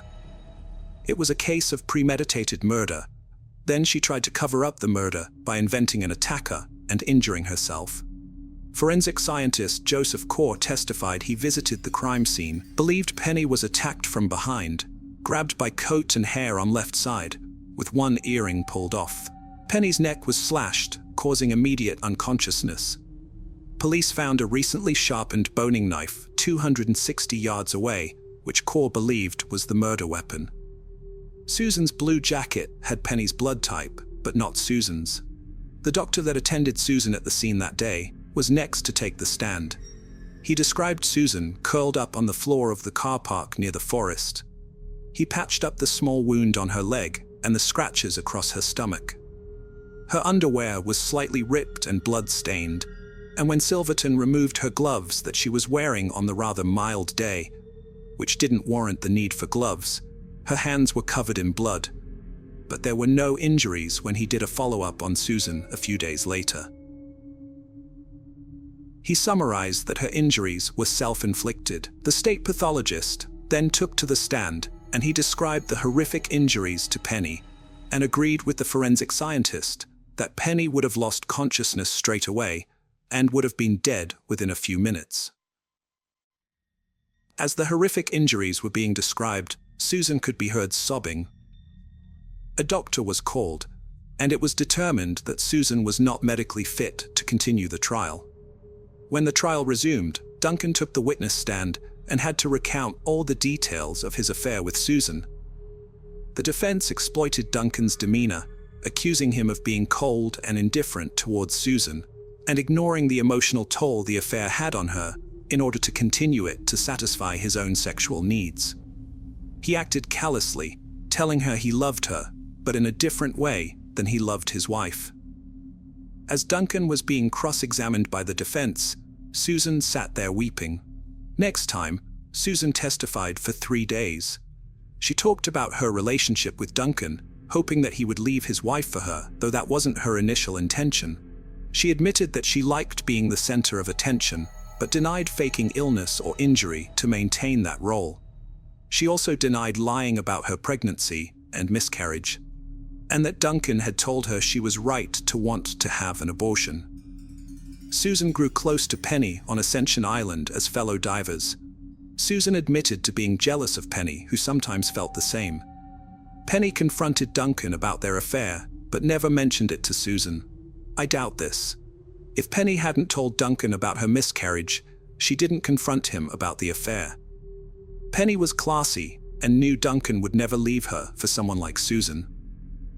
On the day of the murder, Susan claimed she felt unwell and tried canceling the meet with Penny, who had already left.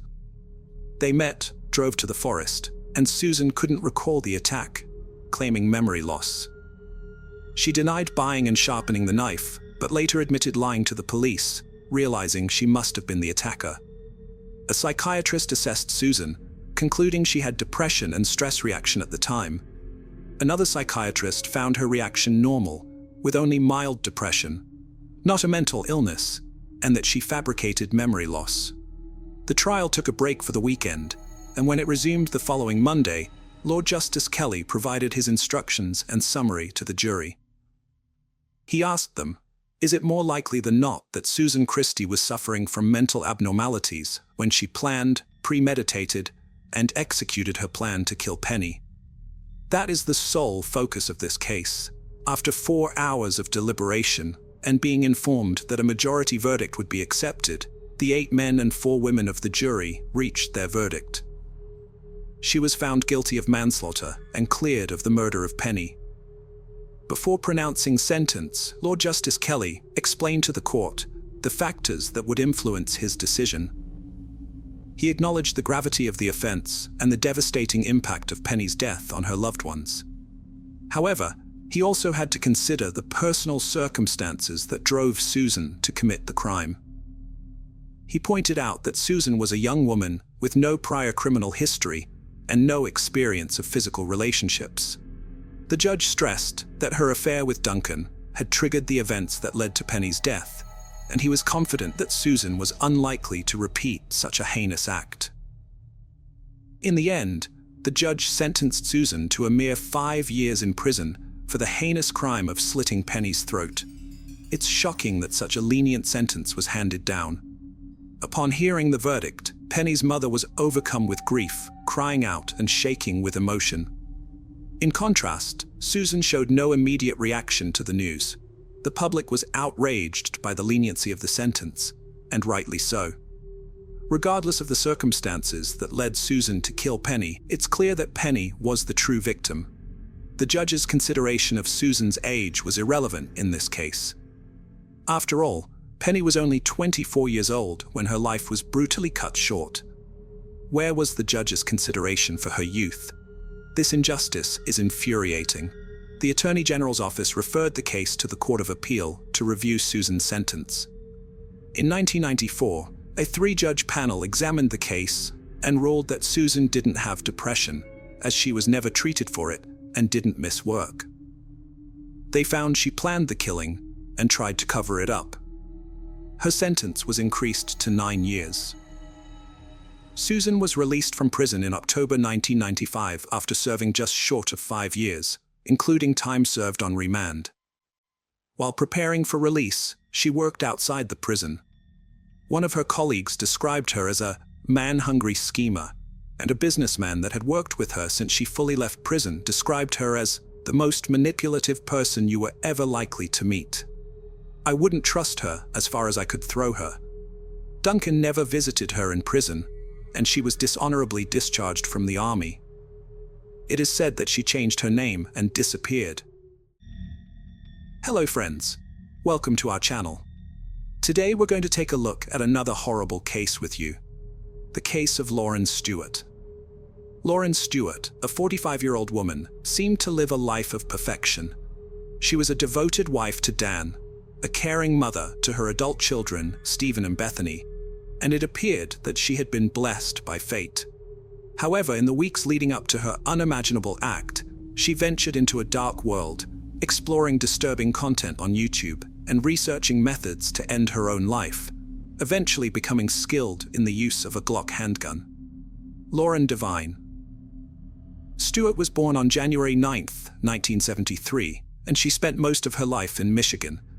Her work history included part-time personal training at the YMCA in Farmington Hills and occasional house cleaning. After leaving the Jehovah's Witnesses, she had pursued modeling and acting, exploring her creative side through workshops and networking with photographers. She was regarded as a charming and very pleasant woman.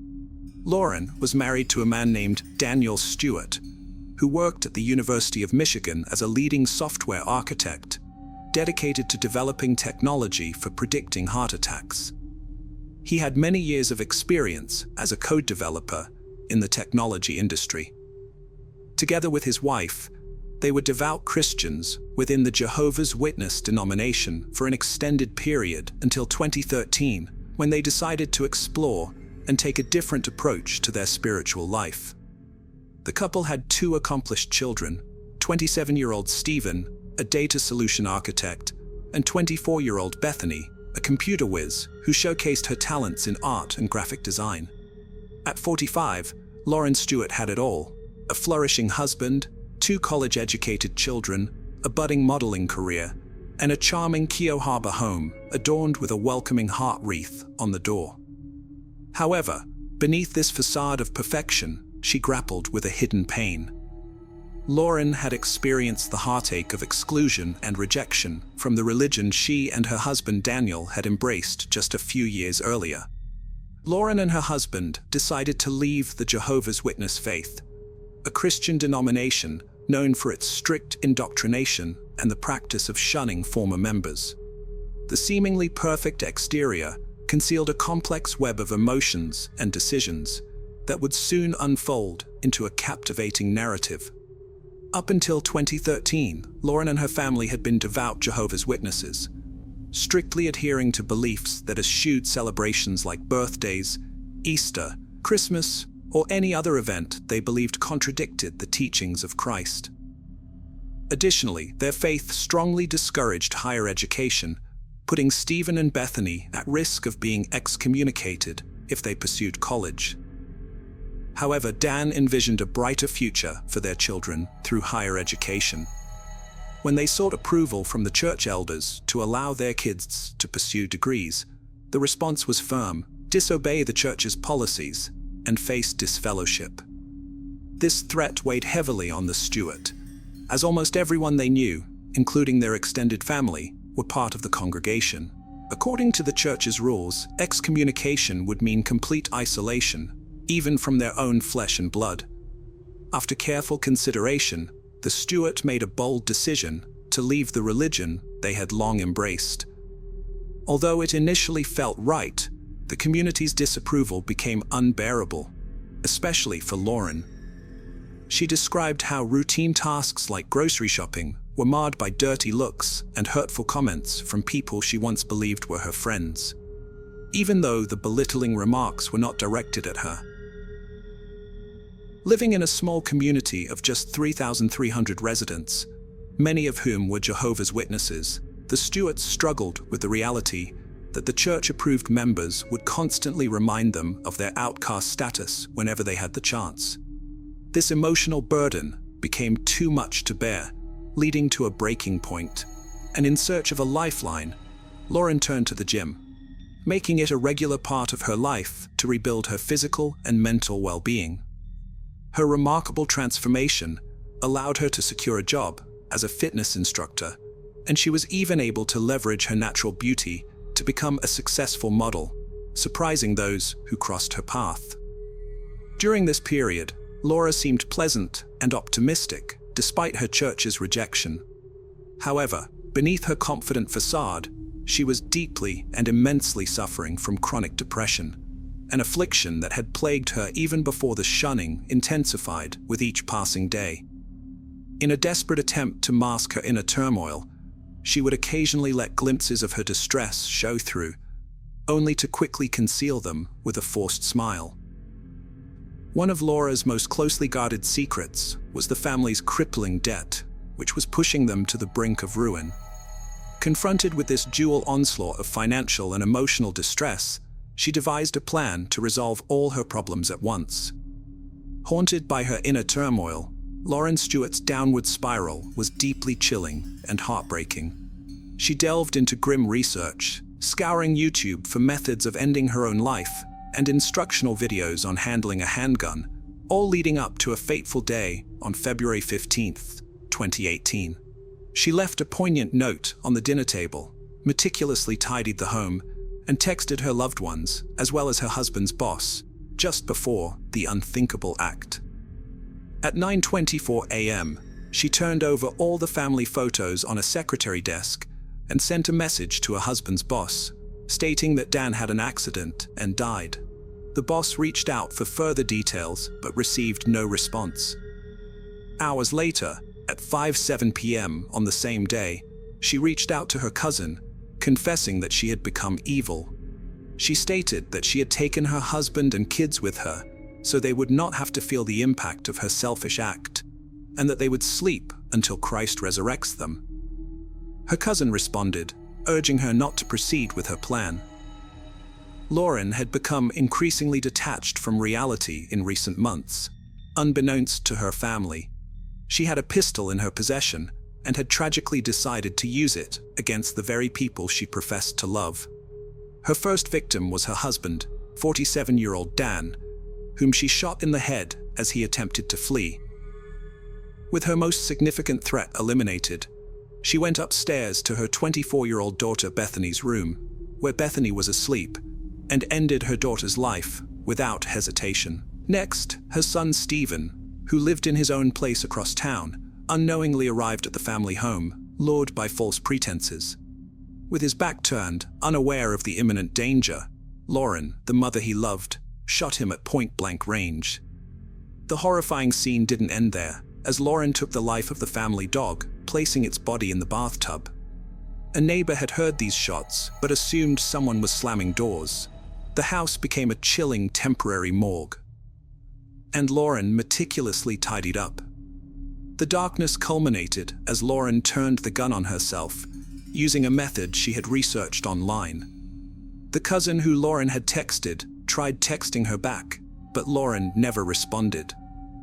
The next morning, on February 16th, the cousin went over to her house with a friend, and when they received no response at the door, they contacted the police for a check.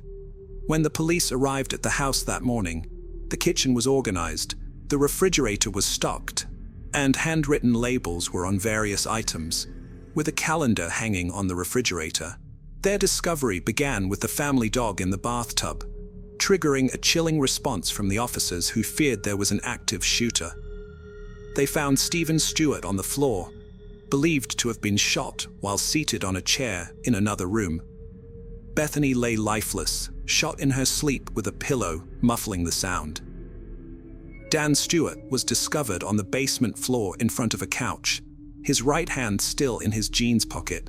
The slightly pulled white pocket liner on his left pocket suggested he was standing when he was shot and attempted to react, thus pulling the pocket liner.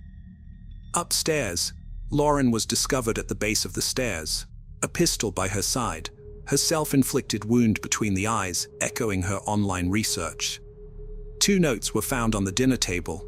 One was for the medical examiner, while the other, a chilling suicide note, exposed Lauren's inner turmoil. She wrote, "I allowed evil into my heart when I chose not to accept God's free love, and it made me sick inside. I killed my family because I know my death would stumble them. At least now they will not suffer, and will be resurrected to life forever in peace." As the police investigated the Stewarts' lives, a complex and puzzling picture began to emerge. Interviews with family, friends, and neighbors described the couple as reclusive, with a sense of estrangement after leaving the Jehovah's Witness church. Lauren's past was marked by her own personal challenges, and some family members said she suffered from depression, which was further exacerbated by the demands of motherhood. In recent years, she became increasingly fixated on religion, often engaging in impassioned outbursts. Her family members, including her father and sister, revealed the extent of the emotional distance that had grown over time, and they had not spoken to her in years. Her mother had passed away when she was 13 years old. Estranged for years, they saw Dan as the catalyst pulling Lauren away from them, and never really cared about him. They also shared troubling insights about the couple's mental health, characterizing their relationship as a fusion of mutual distress. To those who knew Lauren, Her defiance of the Jehovah's Witness faith marked her as an apostate, a label that spoke to her outspoken opposition to the organization and her decision to leave it. The heart-wrenching tragedy left a deep scar on the lives of those who knew the family intimately. Joyce Taylor, a longtime family friend, was visibly shaken, believing that the murders were a direct consequence of the Stewarts' rejection by the Jehovah's Witnesses. Taylor and other former members shed light on the harsh reality of leaving the faith. They explained that once you depart from the church, even your own family members who remain within its fold are forbidden from interacting with you, a severe form of shunning that takes a heavy emotional toll. According to Taylor, Lauren and Daniel's desire to provide their children with a college education clashed head-on with the religion's teachings, which frowned upon such pursuits. The collision between their aspirations and the rigid doctrines of their faith set the stage for a tragic unraveling. They were shunned everywhere and every way possible. As Taylor said, if Lauren went to the grocery store, they didn't look her in the eye. When you're raised a Jehovah's Witness, they choose your friends, they choose who you associate with, and if you go against that, they will disfellowship you or shun you. In a shocking turn of events, Joyce Taylor stormed into a Kingdom Hall meeting in Union Lake, seizing the moment to confront the congregation. Standing on a chair, she boldly criticized the gathering, her voice resonating with a mix of anger and sorrow. "Excuse me, everyone," she declared. "My name is Joyce Taylor. 2 days ago, 4 people died as a result of your shunning process." Taylor's outburst sent shockwaves through the room as she pushed away congregants and vented her pent-up frustration, shouting, "5 years ago, you people pulled your support from this small family. The only support they had was you people. You turned them away, and you shunned them. And for what?" she exclaimed. "Because they wanted to raise their children as they saw fit." The police were aware of the family's issues with their former church, but declined to comment. Police records detailed how Lauren had recorded a poignant 2-minute video on February 6th at 11 p.m., explaining the depths of her despair. She cited a multitude of issues, expressing her inability to carry on and her desire not to burden others any longer. Abandoned by her church family, Lauren found herself drowning in a relentless sea of despair, with what she believed to be the only escape, death. Convinced that ending her own life was the solution to her unbearable suffering, she made the agonizing choice to also take the lives of her loved ones, sparing them what she perceived as the inevitable shame and suffering that her actions would bring upon their household. Police records painted a grim picture of Lauren's mental state in the lead-up to the tragedy, noting her unmistakable signs of severe depression and increasingly abnormal behavior. It appeared that she had immersed herself in a personal interpretation of religion, intensifying her depression. Shockingly, she never sought professional help or counseling, and no prescription drugs or alcohol were found in her system. However, traces of marijuana were discovered not just in Lauren's system, but also in her husband and sons. The police investigation unraveled a complex web of factors contributing to her devastating actions. Loneliness, the severed ties with family and friends over religious differences, and deep-seated emotional scars stemming from alleged childhood sexual abuse, all converging to amplify her anguish and ultimately driving her to commit the unthinkable. In a striking testament to the estrangement within the family, Lauren's sister's response spoke volumes. She exhibited a somber demeanor and expressed a surprising lack of surprise when hearing the news of her sister's actions, demonstrating just how far Lauren had drifted from her own sister, who even showed little regret about the tragedy. While the motives behind Lauren Stewart's horrifying actions may have been due to the profound isolation imposed by her former church and her childhood trauma, it begs the question, could things have taken a different turn had she reached out for help when she felt suffocated by her circumstances? Tragically, rather than seeking counseling or professional guidance, Lauren chose a path of self-destruction, with devastating consequences for all involved. As we reflect on this heartbreaking tale, our thoughts are with the victims whose lives were tragically cut short, and the loved ones they left behind. Today we're going to take a look at another horrible case with you, the case of Savannah Gold. In 2017, Sherry's world was turned upside down in Florida when her daughter Savannah failed to show up for work at the restaurant where she was employed. Sherry was unaware that this ordinary day would be the last time she'd see Savannah. An hour later, the restaurant called Sherry to inform her that Savannah hadn't arrived for her shift, which was unusual since she had never missed work before.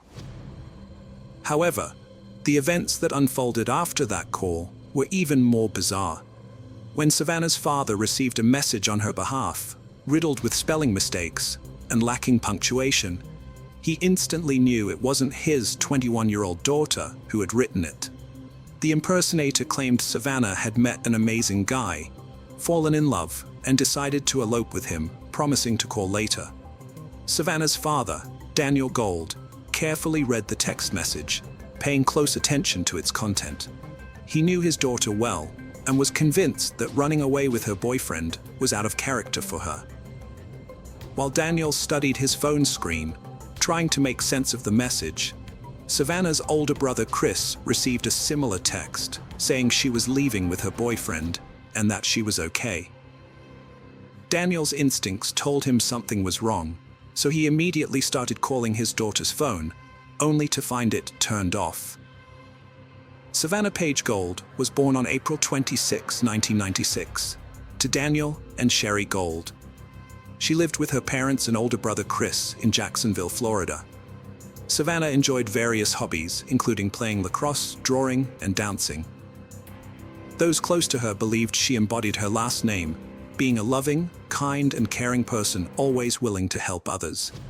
After graduating from high school, Savannah turned down a college scholarship for art and design to care for her mother, Sherry, who had been diagnosed with cancer and was undergoing chemotherapy. To support her mother, Savannah took on household responsibilities and also worked as a waiter at Bonefish Grill, a restaurant. By the summer of 2017, she had been working at the restaurant for 2 years. On August 2nd, Savannah left for work at around 5 p.m., wearing her uniform, as her shift was scheduled to start at 5:30 p.m. However, less than an hour later, Sherry received a call from the restaurant asking why Savannah had not shown up for work. This surprised Sherry, as she knew her daughter was responsible and had seen her leave the house in her uniform, indicating that she had indeed gone to work. After Savannah's father received a suspicious phone call, her father and brother started getting strange messages that they didn't think were from her. They suspected someone was impersonating Savannah. Before this, Savannah's father had tried to contact the police, but he couldn't reach his daughter. She was reported missing, and the police launched a search for her. Since sending those messages, Savannah's phone and social media accounts have been inactive. The police first went to the establishment where she worked to investigate. They found her unlocked car in the parking lot, about 120 yards from the restaurant entrance. Her personal documents, wallet, cards, cash, and other valuable items were still inside the car. It was clear to the police that the story about Savannah running away with her lover was a lie. If Savannah had planned to disappear, she would have taken her documents and bank cards with her to avoid being traced. It didn't make sense that she would leave them behind in her car. Initially, there were no signs of a struggle or crime near or inside the car, except for the flat left front tire. Forensic experts were called to investigate, and detectives visited the restaurant to speak with Savannah's co-workers. However, they all claimed that Savannah hadn't come to work that day and that no one had seen her.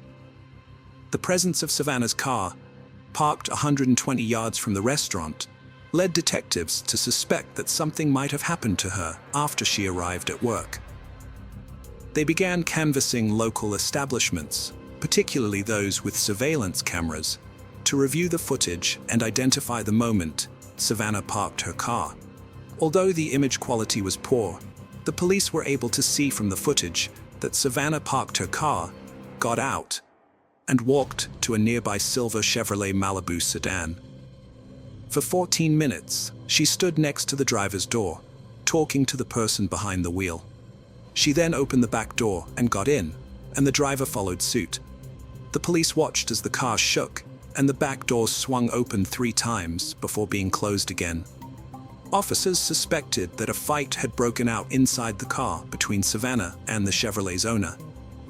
Shortly after, the man exited the car, approached Savannah's vehicle, opened the driver's door, and removed something from inside. He then punctured the front left tire, got back into his vehicle, and drove away without Savannah ever getting out. The owner of the Chevrolet Malibu was quickly identified as Lee Rodarte, a 28-year-old manager and chef at the restaurant where Savannah worked. He had helped distribute flyers with Savannah's picture during the police investigation and claimed not to have seen her for about 3 weeks, citing their different work shifts. However, when detectives re-interviewed restaurant employees, they discovered that Lee and Savannah's relationship went beyond a professional one. Several people came forward to reveal that the two had met secretly after hours and were romantically involved, a fact that Lee had failed to disclose to the police. On August 5th, during his work shift, Rodarte was arrested and taken to the police station for questioning. When he arrived, he immediately warned the detectives that he struggled with reading and writing. In response, they thoroughly explained his rights, including his right to an attorney, and the fact that anything he said could be used against him in court. Rodarte then admitted that he had previously lied to the police when they interviewed the restaurant staff, saying he hadn't seen Savannah in a long time. In reality, he had seen her on the day she went missing, but he was afraid that if he told the truth, he would become a suspect in her disappearance, which is why he had lied. Lee said he had met Savannah about 2 years ago when she started working at the restaurant. However, their socializing outside of work began around 8 months ago. At that time, he was already in a relationship with someone named Chelsea. When Chelsea discovered he had been unfaithful to her, she ended their relationship. Rodarte claims he dated Savannah for 3 months before she started using illegal drugs, which led him to end their relationship and reunite with Chelsea. Following the breakup, Rodarte and Savannah allegedly agreed to maintain a professional relationship, limited to their work at the restaurant, as per company policy, prohibiting romantic relationships among employees. Rodarte also states that Savannah had disclosed their intimate relationship to other waiters, with the intention of getting him fired. Lee last saw Savannah on a Wednesday afternoon. He drove to the mall on August 2nd to talk to her and persuade her not to spread rumors about their relationship, as he feared losing his job at the restaurant where he had worked for 5 years. When he met her, Savannah had just taken a strong substance and was panicking, so she asked if she could sit in his car for a bit. Once inside, Lee demanded that she stop telling people they were still dating. Savannah asked him to join her in the back seat so they could talk. After moving to the back seat, Lee again asked Savannah to stop spreading rumors, but she refused, saying she would do as she pleased. This response infuriated Lee, who then got out, slashed a tire on Savannah's car, and returned. When Savannah asked why he had done it, Lee admitted he was upset and angry. Next, as Rodarte claimed, Savannah exited his vehicle and headed towards the mall entrance, but didn't reach it. Instead, she got into an old green Ford pickup truck with tinted windows. At this point, she was holding her phone. However, detectives were aware that Savannah never left Rodarte's car and that he was lying. Unbeknownst to Rodarte, the police had surveillance footage that disproved his claim, showing no Ford pickup truck and Savannah remaining in his car. When asked about subsequent events, Lee stated that he drove home, even detailing the streets he took. Notably, the man had scratches on his arms and neck, which he attributed to a workplace injury when questioned about their origin. When detectives directly asked Rodarte about Savannah's whereabouts, he claimed to have no knowledge. The detectives adjusted their questioning strategy. At first, they listened attentively to his stories, showing interest, but soon they applied gentle pressure. They informed him straightforwardly that evidence contradicted his claim that Savannah had exited his car. After a brief time, Rodarte altered his statement, asserting that he and Savannah had gone to his residence, and then she departed. The detectives remained skeptical and urged him to reveal the entire truth, considering Savannah's family's well-being. Rodarte ultimately admitted to fatally snapping Savannah's neck during a backseat argument in his vehicle. Following their departure from the parking lot, he sent messages to Savannah's father and brother from her phone before discarding it out the window. Rodarte returned the body to his property, intending to dispose of it by fire, but he soon discovered it wasn't as simple as he thought. Instead, he dug a hole and buried the body, only to later exhume it, wrap it in a blanket, and drive approximately 8 miles from the restaurant to a nearby pond, where he discarded the body. Although the autopsy couldn't determine the exact cause of Savannah's death, the examination revealed that her neck wasn't broken, as Rodarte had claimed, and no illegal substances were found in her body. However, forensic experts discovered that the thyroid cartilage in Savannah's throat was fractured, suggesting strangulation, and roughly 75% of her body exhibited fire damage. Despite confessing to the crimes, Rodarte maintained his not guilty plea on charges of second-degree murder, tampering with evidence, and abuse of a dead body. The autopsy revealed that the condition of Savannah's body was too compromised to determine an exact cause of death. Contrary to Rodarte's claims, her neck was not broken, and no illegal substances were found in her system. However, the autopsy did indicate that Savannah was strangled, as her thyroid cartilage was broken and approximately 75% of her body had been burned. Rodarte's confession was revoked at trial, where he claimed he acted in self-defense, alleging that Savannah had initiated the strangulation. This reversal put Savannah's family through additional trauma, forcing them to attend numerous court hearings. Cher Gold, Savannah's mother, has battled recurring cancer during this ordeal, but she remains committed to attending every hearing alongside her family. They have been present at 26 out of 27 hearings, enduring the emotional toll of facing Rodarte, the man responsible for their daughter's death. The family's primary concern now is to bring this painful process to a close and secure justice for Savannah. Lee Rodarte was not the only family member to be charged with murder. In 2016, a year before Lee committed his crime, his sister Amber Camarillo, then 26 and still known by her maiden name Rodarte, shot and killed a woman during a dispute over a car. She received a 20-year prison sentence. Lee Rodarte was offered a plea deal, which required him to plead guilty to second-degree murder in exchange for a 40-year prison sentence. In return, the charges of tampering with physical evidence and abuse of the body would be dropped. After consulting with his attorneys, Rodarte accepted the deal and was sentenced to 40 years in prison on March 11, 2021. Following the verdict, Savannah's family expressed gratitude to everyone for their support. Daniel Gold stated that they loved Savannah and were overwhelmed to discover how many others also cared for her.